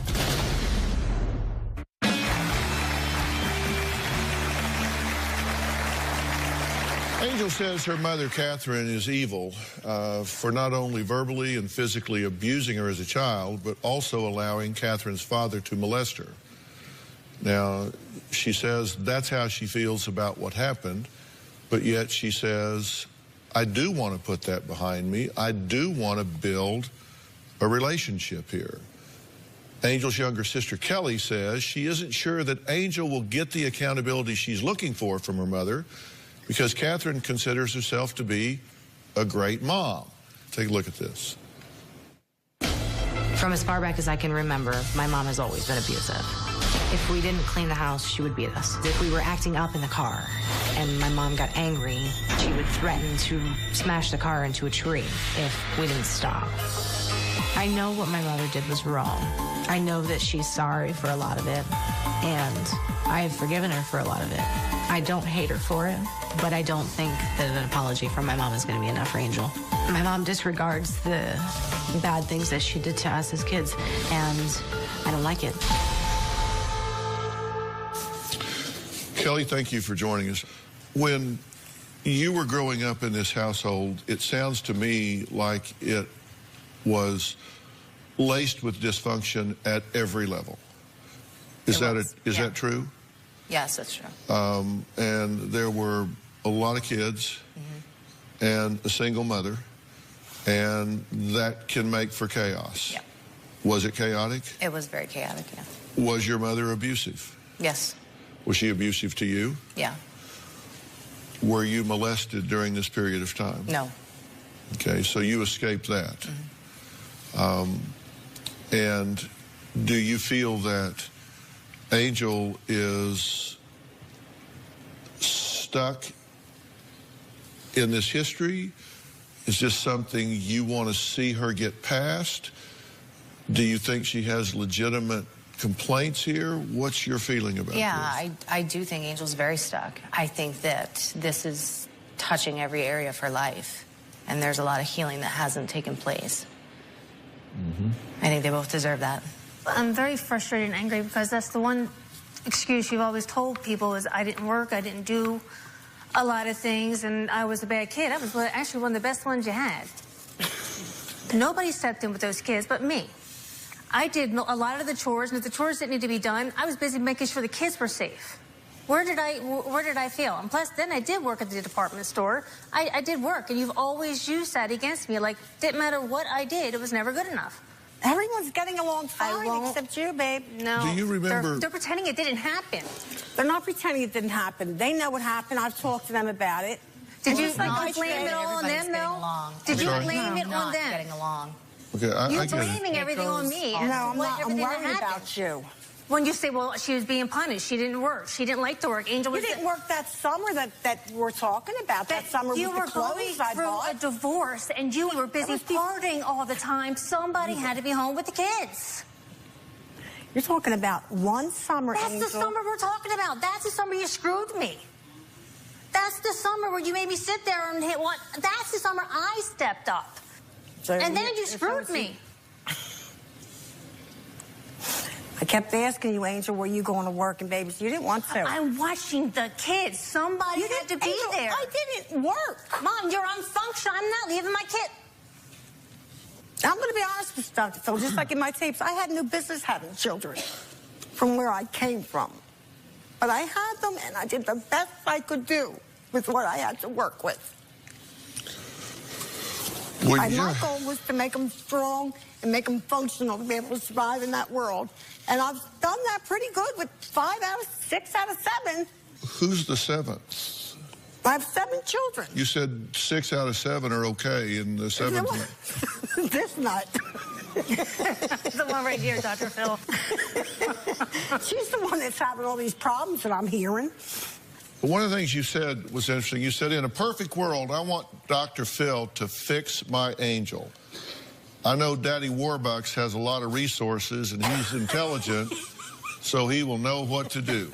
Well, I have been so impressed. I've never seen money spent the way you spend money. So, yeah, you're Daddy Warbucks, in my mind, where I came from. You got a new nickname. Not to be disrespectful. Oh, no. Did you take that as disrespectful? No. That's not how that was meant. No. I wish I had a Daddy Warbucks. I'm very thick-skinned. I'm very thick-skinned. Who's Kelly's father? I don't know. She don't. Well, we're going to talk about that because it's a big question Kelly has. And it's a big question that she has been tormented by her entire life. And she says it's a secret her mother, Catherine, refuses to reveal. We'll be right back.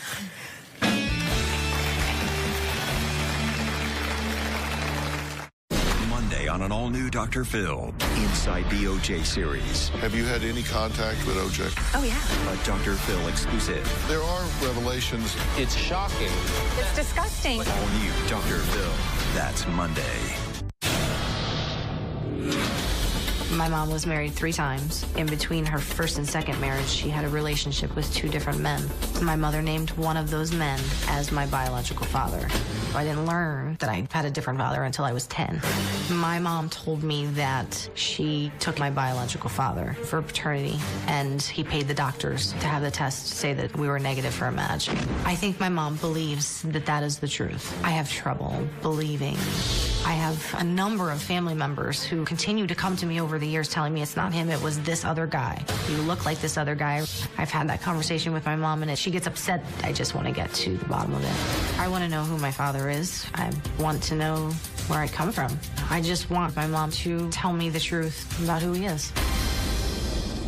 Well, 2 of Catherine's children are here today, each with different issues with their mother. Angel accuses Catherine of allowing her grandfather to molest her.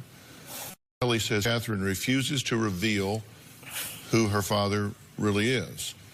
Now, I've got one question here before I talk about this paternity issue. Do you recall Angel coming to you when she was 18? No, I don't recall that. I'm sorry, but no. Do you recall saying that you loved him enough that... No, I never said that. Your imagination has a way of running a little bit too far down the road, baby girl. I never said that. What you told us is you said she might have, and I don't remember it. I'm not calling her a liar, but I can't remember her bringing it up. That's what you said. Mm-hmm. I did love my father, but I didn't. You took that in an entirely wrong context. I didn't mean I loved him to give him permission to hurt my babies. I didn't mean that I loved him. I did. I idolized my father. He was my hero before I realized what was going on. Did you call the police? I called the VA hospital and told them to come get him out of my home immediately, and they did. He's already been to a court prior to that. There is no cure for that disease. Well, Angel says that a family friend raped her. He was raped you? No, molested me. Well, okay, let's Sorry. just call it whatever you want. Uh-huh. Big difference between rape and you and said that she actually seduced him. She didn't seduce him. Angel was a very flirtatious child. You told us, and I quote, she wanted him. No. I think she was like No, 16 when that happened. I didn't tell you that. Pardon me? I didn't tell you that. That is what you said. And I'm not flirtatious. Sorry. Do you seriously know without the shadow of a doubt who her father is? Who, Kelly? Yes. I'm 99.9% sure. It's not the guy she thinks it is. I can 100% tell you that.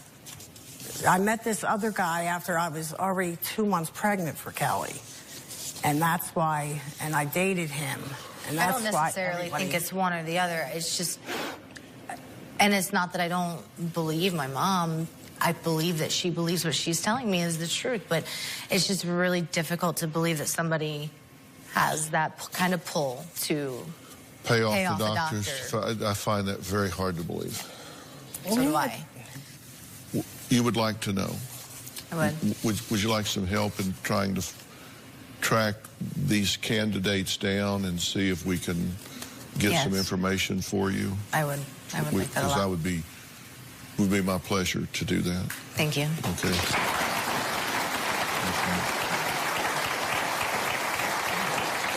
We'll see if we can get you some answers, not opinions. We'll see if we can get you some answers to that if they will do so. You don't want anything from them, you just want answers. No, just answers. Yeah. So, where do you go from here? What do you want? Everything's still getting blamed on me, and I'm tired of... Right, I take it back, Angel. You don't have to, it's just, everything's... I'm very sorry. I never meant to hurt you.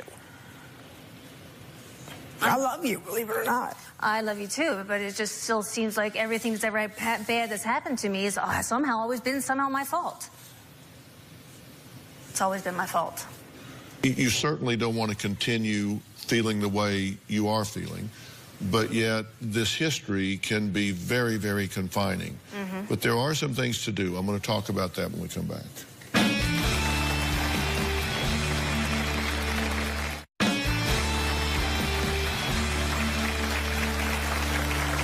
Frankly, there's so much wrong here. Mm-hmm. We're talking about everything that you can possibly imagine in terms of the development of a child across time. And I'm saying that to you in your development as a child, when you were growing up, and the same thing with you as a development child. And here's the thing about legacy. The legacies get passed from generation to generation. And that can be a good thing if you're talking about healthy aspects of a family. But if you're talking about toxic things like molestation and abuse and abandonment and neglect and bitterness and anger and all of those things, you don't want those things to be passed from generation to generation. But that's what's happened here. And you have to make a decision that you are going to stop this at this point. And let me just tell you, every relationship you lose is not a loss. Oh, I know. You cannot possibly be proud of many of the things that transpired in your role as a mother. No, heck no. You can't be proud of your temper. You can't be proud of the things that you made. You say, look, I never had a role model. Nobody ever taught me what to do. And I heard you say early on, she thinks she had it tough. She should have looked at my childhood. That doesn't even qualify as molestation. You ought to look at what happened to me. I mean, that's molestation that's junior varsity molestation compared to what I was. You're comparing it like, you know, that doesn't make her pain, her hurt, impact on her any less. And I don't. That doesn't mean because yours was a long, long, long time ago that makes the distortion that it's created in your life any better. It doesn't. That's never been healed in you. And so it's created this terrible value system in you where things that you're treating as okay are not okay. Decisions you make are coming from a very distorted point of view. You have made some serious mistakes as a mother, and you've acknowledged some of those things today, and I think you have to agree. She has acknowledged some things today. That's good. But look, there comes a point where you have to give yourself what you wish you could get from somebody else. Okay. You know, there comes a point where you wish you had a mother and father that were healthy, vibrant, and had the capacity to give you the messages that you need to heal, the messages that you need to be validated, the messages that you need to be okay. And your mother never got those messages. Right. And it is really hard to give away what you don't have.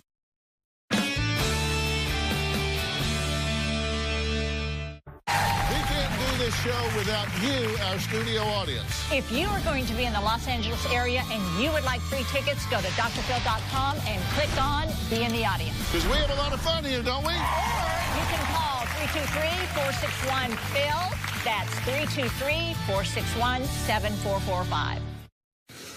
You have to get to the point where you say, I choose to be better than I was yesterday.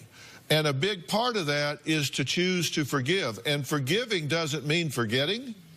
And forgiving doesn't mean that what happened was okay. What it means is you say, I forgive, which is a choice, not a feeling. I forgive because I refuse to be locked in a bond of hatred, bitterness, resentment for the rest of my life with these people. Okay. And that's what will happen. That's what will happen. And you get locked in there, and when I say locked in there, give me your hands. I mean, you are locked in just that way. And it doesn't matter. You can try to get away. You can try to look aside. You can try to move away. But you're not. You're locked in right there. Yeah, I know. I feel it. And you get there, and you can't move. You can't. And it doesn't matter if you have children, you have a husband, you have a career, you have a future. Every time you try to get by, they're right there until you go, you know what? No, thank you. That's what you have to decide to do. And when you have been through what you have been through, when you have been molested, there's very specialized care for helping to heal those wounds. I want to arrange for you to have that kind of help. I want to arrange for you to have that kind of help. Because you may think, oh, yeah, I'm past all. No, you're not. You got hurt early on, and you've carried that burden for a long, long time. And it's distorted the way you've impacted those around you and the way you feel about who you are. And you are worthy of somebody caring for you instead of judging you. And I want to try to help you instead of judge you.